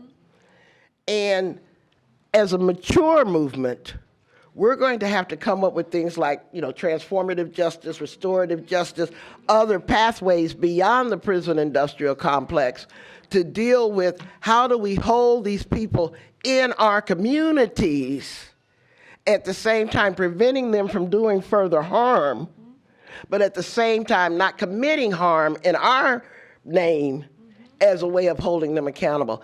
That's a conversation we're not ready to have yet because we're too busy being punishing, revengeful. I just want to dispose of them. I just want to cancel them. I just want to kick their asses. We say all of these things that are stunningly unoriginal. Ain't nothing radical about that at all. Ain't nothing revolutionary about that at all. And so love with accountability that Aishah has created and talked to us about, we have to take that beyond a hashtag into a practice. And that's what to me is the most urgent thing because we cannot keep giving a pass to these violations or coming up with false solutions for them and heal our community. I wholeheartedly endorse that. I think that if you think about what I was saying before about the way in which families, Black families in particular, and Black women in particular are treated in our society now is either a punitive approach of taking children away from the family and punishing both the victims and the perpetrators with police, law enforcement, prison approaches that are spreading throughout our society so that every human need is dealt with by locking people up, circulating people through prisons, and it's hard for people to even imagine another way of dealing with violence except more violence. It makes no sense. And Black people have only been harmed by that approach. There's no evidence that ever in the 400 years we've been here that those kinds of approaches of shackling people, caging people, is a way to end violence. It only produces more violence, or on the other hand, just ignoring it and having these silences that we've been talking about as well, that we don't matter, that sexual violence doesn't matter, that Black women shouldn't challenge Black men because that's being divisive, or that's giving in to the racist white supremacist forces. Both of those have left us with no answers at all. And for me, what I wish I knew that I know now is the importance of abolishing prisons and abolishing police, abolishing foster care, ending these systems of punishment, but also that means at the very same time we have to imagine other ways of dealing with perpetrators and with violence in general without relying on police and law enforcement. And I think that there's not enough work being done, but there are Black feminists who are at the forefront of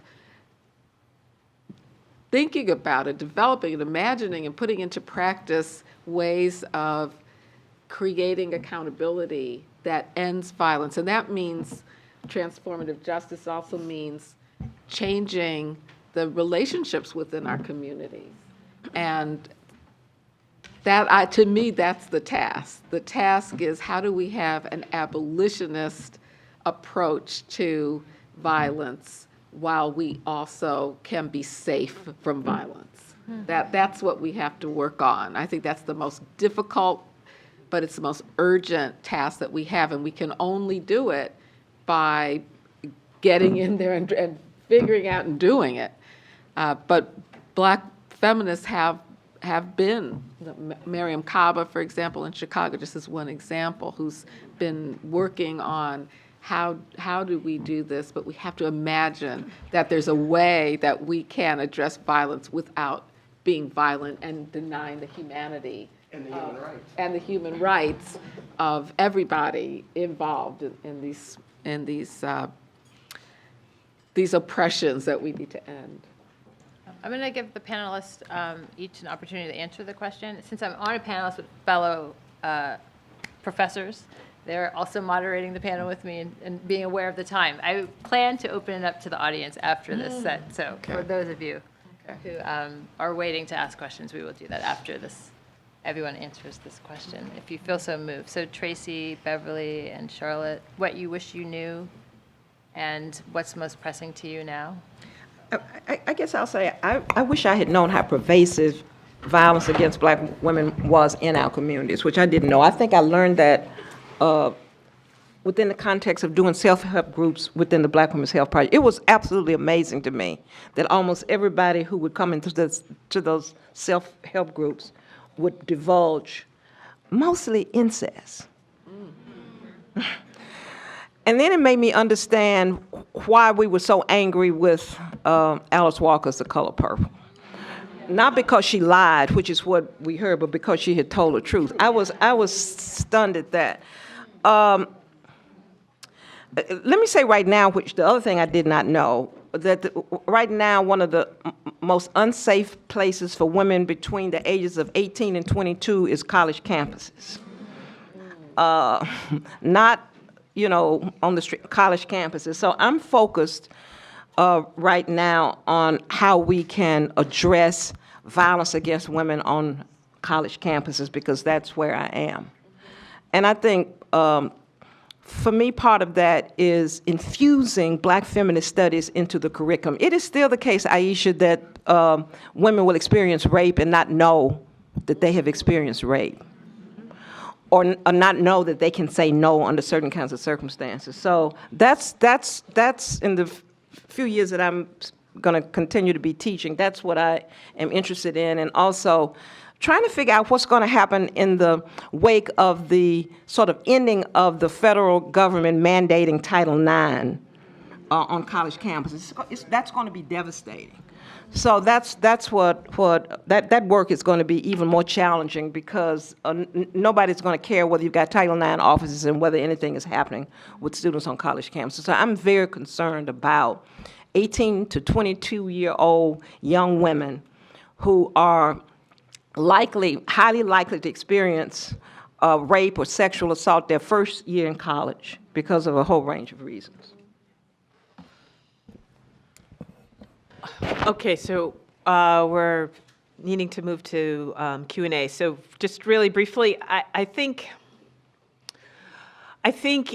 to my younger self to not be as concerned with certain kinds of silos for understanding vocation.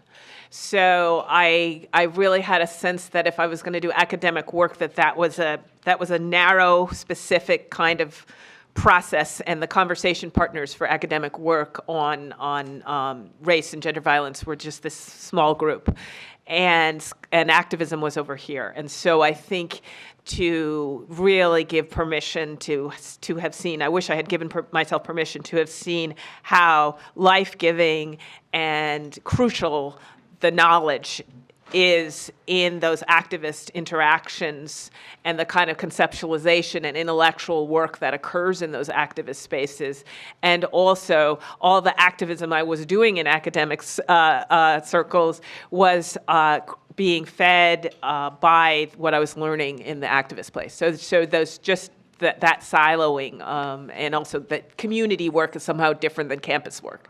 That's all ridiculous kinds of distinctions. And currently, lots of pieces, but I'll just say very quickly, one,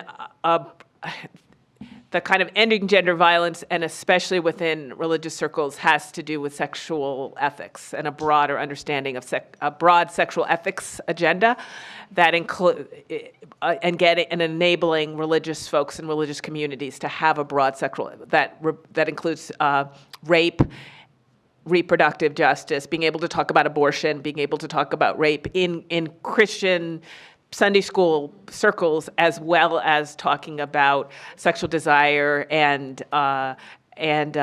masturbation. Yeah, that's on my list of this broad understanding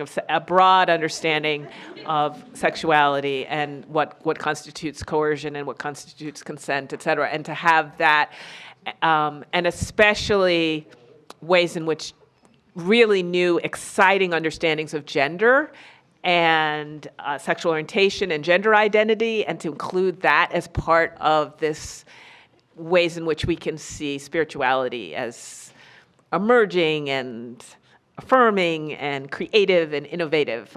So to have that kind of broad piece. And then the last piece I've been working on is just a transnational, my last project of interviewing activists in Ghana, Brazil, and South Africa who work on ending gender violence and having an Africana agenda that is about building solidarity, and U.S. folks working on our imperialism and our sense of exceptionalism, and what are the ways in which we need to learn and can learn, must learn, and support one another across these borders. I guess you did the college, so you could, what you would propose yourself. What I didn't know, and I do know now, is how many black women, all women, but I'm saying specifically black women, who have suffered rape, incest, all those things, went through life thinking, oh, if they look fine, they get good grades, they whatever, they're okay, and you're not okay. And so that still grieves me that in the university setting in particular, there's just not enough to have women say I've been raped or I've been incested or whatever, and to come forth and form groups if that's possible. So many times I tried to form groups of African American women and women of color. They lasted maybe a couple of months, and then for some reason it would fizzle. So that's what I'm concerned about, because I didn't have that even as a woman with a family. I had no place to go to find people who look like me. So that's what I wanted.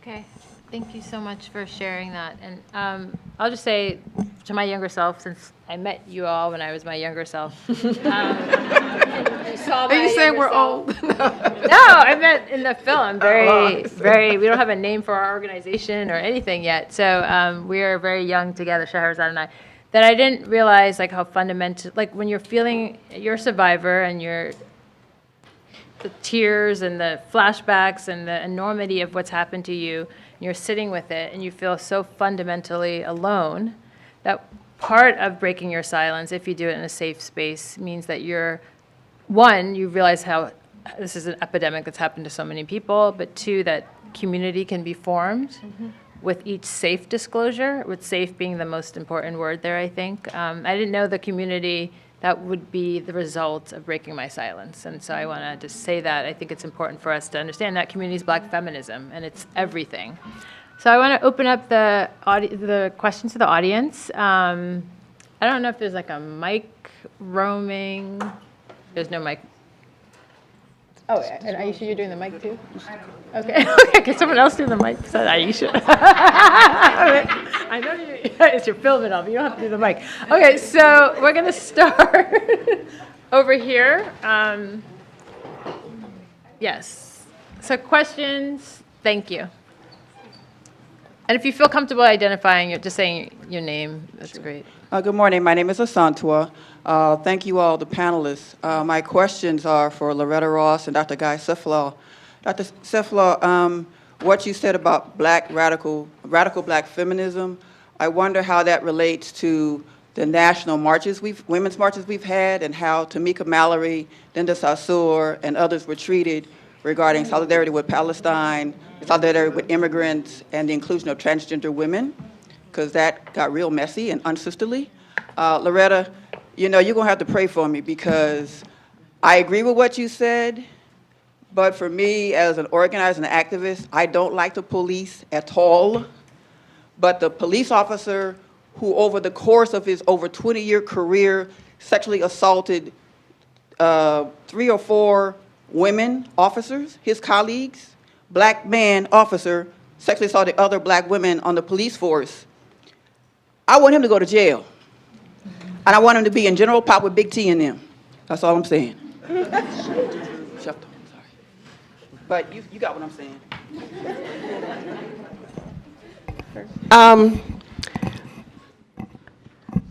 I am talking about transformative and restorative justice for people who want to be held accountable for what they've done, who want to not reharm, who want to be part of our community. There ain't everybody that does harm. There are people who are going to be in denial that they've caused harm. There are people who only want an opportunity to re-injure other people. We need a different strategy for them. So I'm not conflating people who are willing to be held accountable with those who don't, okay? And I'm going to steal a little bit of Beverly's question, because I think one of the problems that the Black community has consistently failed to do is deal constructively with the specter of anti-Semitism and radical Black politics. And because we handle it so badly, we let Palestinian people be attacked in our name. We let Tamika Mallory, we let all these other things happen. Because we have to understand that anti-Semitism is also a form of racism, number one, but at the same time, any critique of the state of Israel is not by definition anti-Semitic, okay? Just like any critique of the United States is not by definition non-patriotic, okay? But it's our confusion over this stuff and our silences in many ways, because we have a lot of internalized anti-Semitism going on anyway, that makes us vulnerable to having our leaders picked off, not only with the Women's March, but this happened to the dissolution and the destruction of SNCC.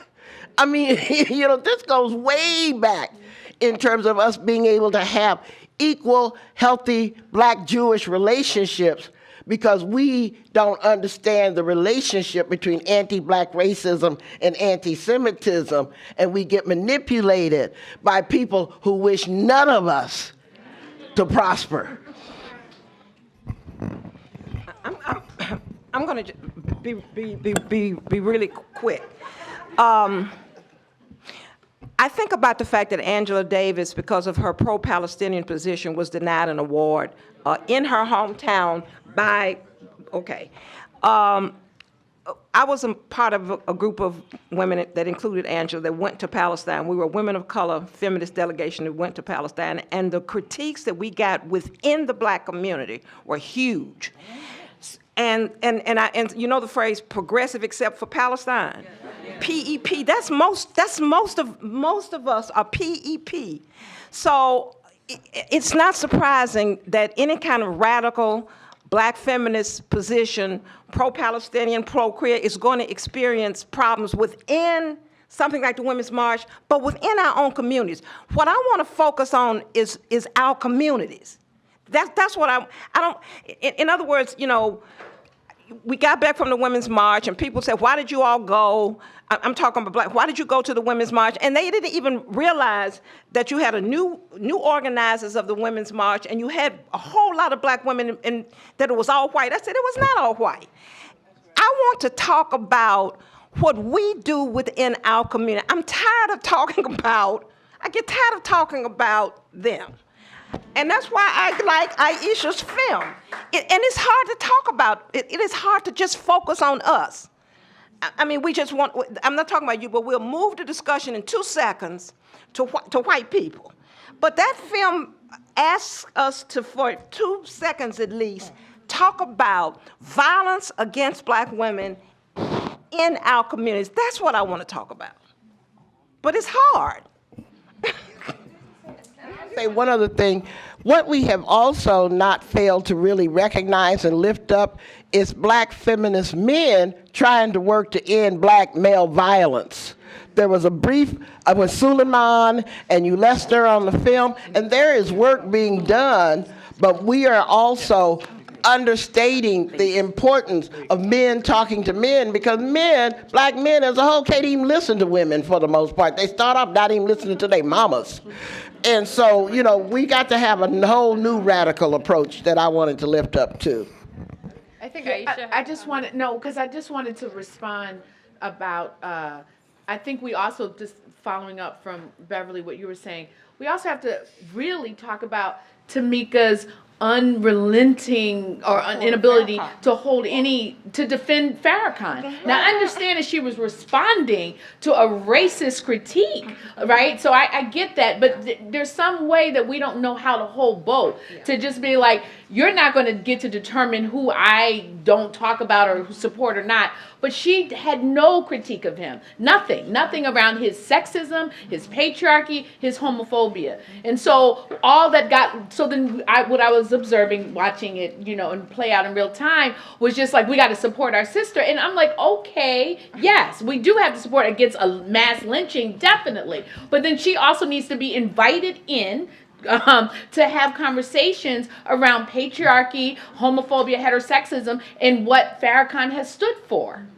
I guess that would be just a follow-up, this idea that Beverly gave us in the beginning, like what is Black feminism and the criteria for Black feminism may be different than the criteria for leading a women's march. I just want to put that out there. So, okay, other questions? Good afternoon.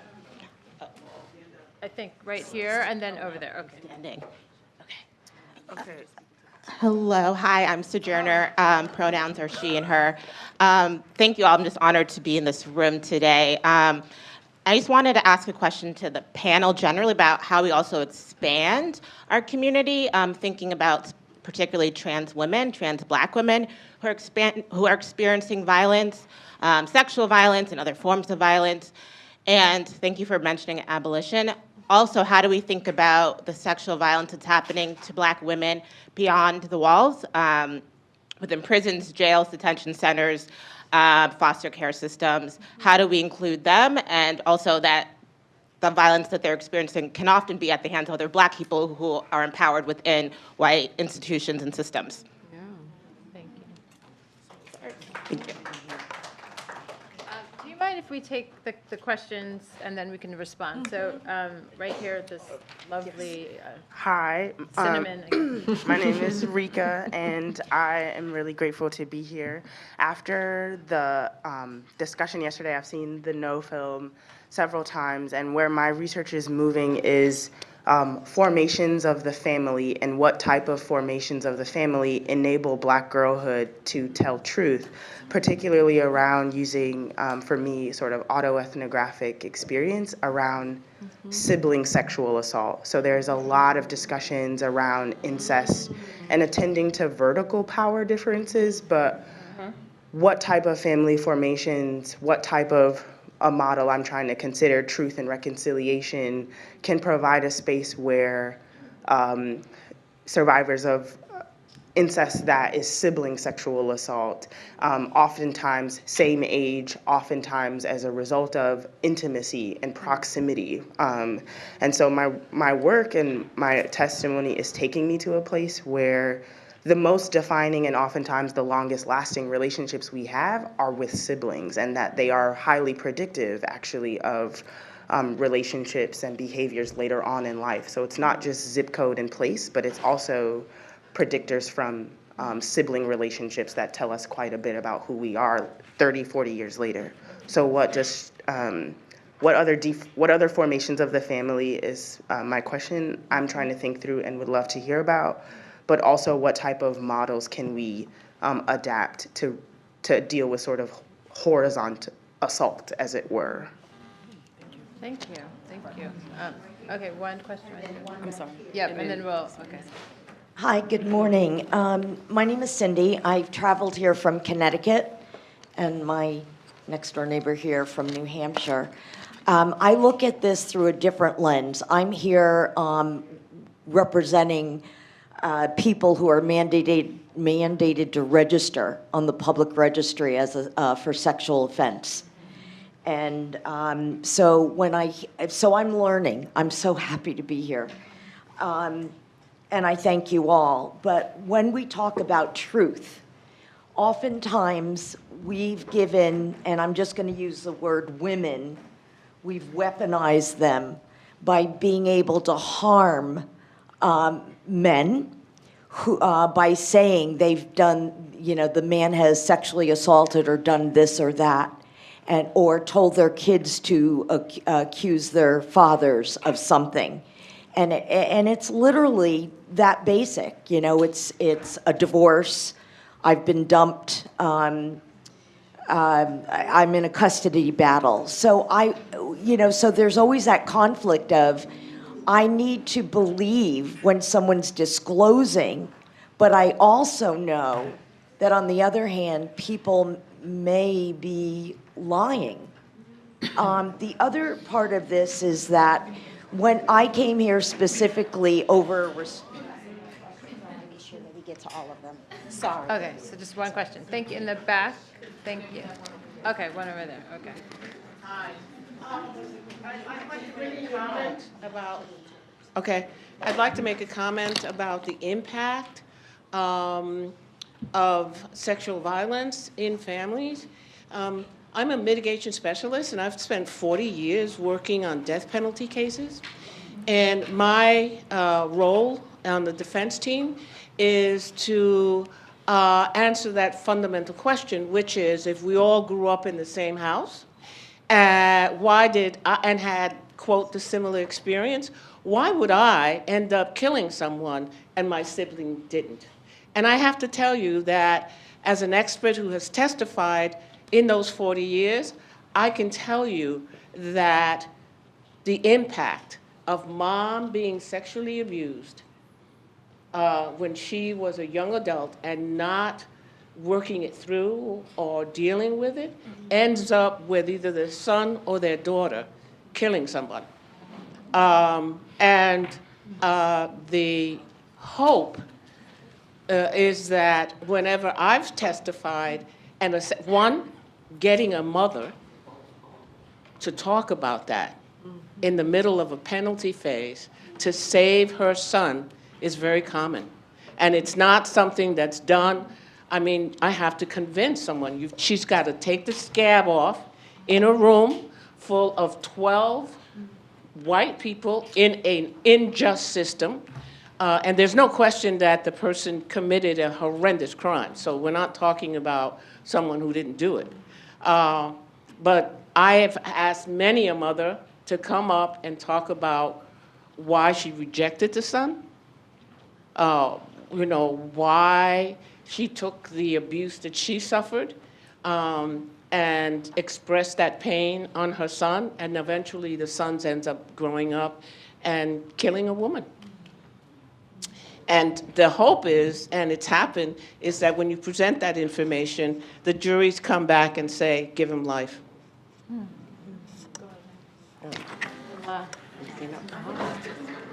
Hi, my name is Frances. Sisters Interacting Through Stitches, so you'll see me crocheting throughout this session. I create safe space and have harsh conversations, but my questions to you are, how did you address, or if you experienced the shame of your victimization, and when did you learn to forgive yourself?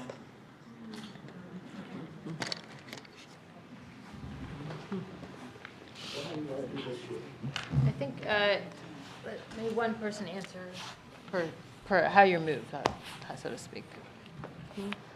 Some we may not. We may not be able to get to all of them as well.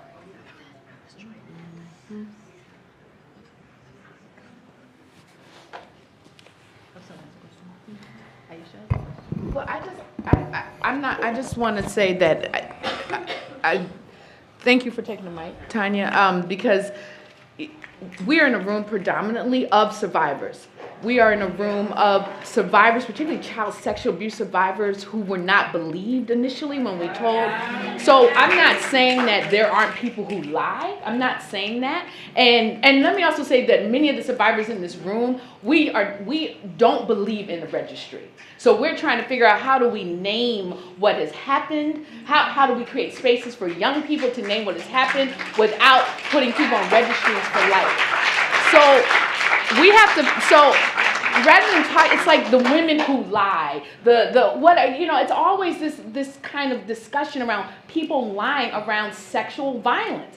And it's just like, we have to stop that. So I'm not saying, if you believe that, that's fine, but that's not, we're not talking about that here. That's not happening here. No.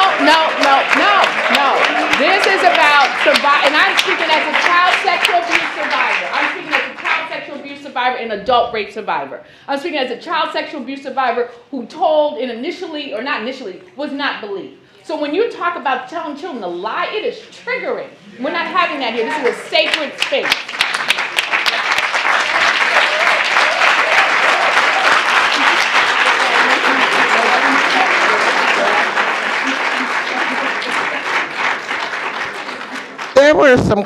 There was one commonality in the questions that I want to raise up, and that is, for different reasons, there's a tendency to blame women for what men do.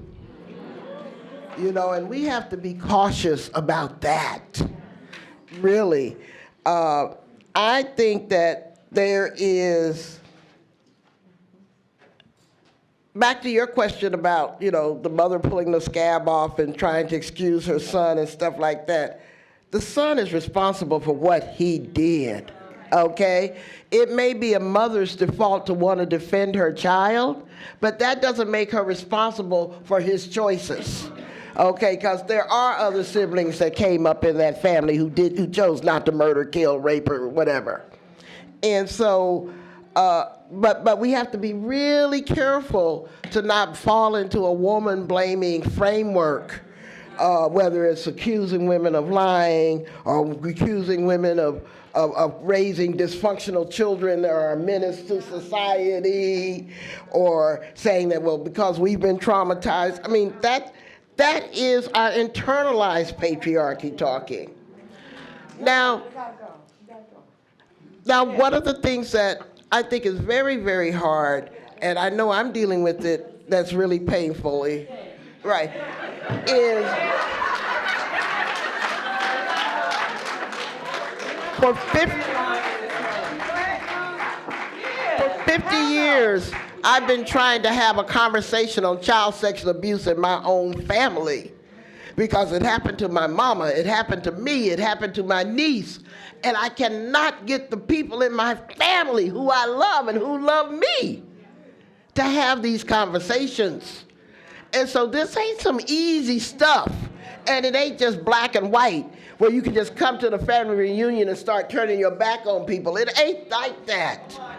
It ain't like that, because you got to love people. You will love people who also do some horrible things. You know, because that's the reality of how families are, how probably congregations are, how schools are, all of these things. So we've got to let go of these simplistic formulas that think it's going to be all good, all easy, or that somehow you're complicit if you haven't figured out how to stop a multi-generational track of childhood sexual abuse, and that it's just going to be real easy to blow up the Thanksgiving dinner when you called out Uncle Frank for looking at you. Ain't none of that shit easy. Move it from theory to practice, and you'll see how hard it actually is.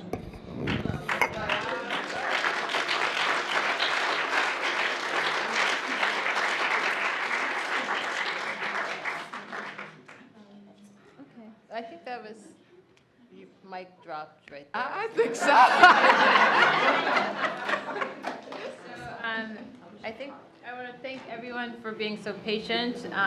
Thank the panelists for being so open. Thank Aishah for her vision and truth.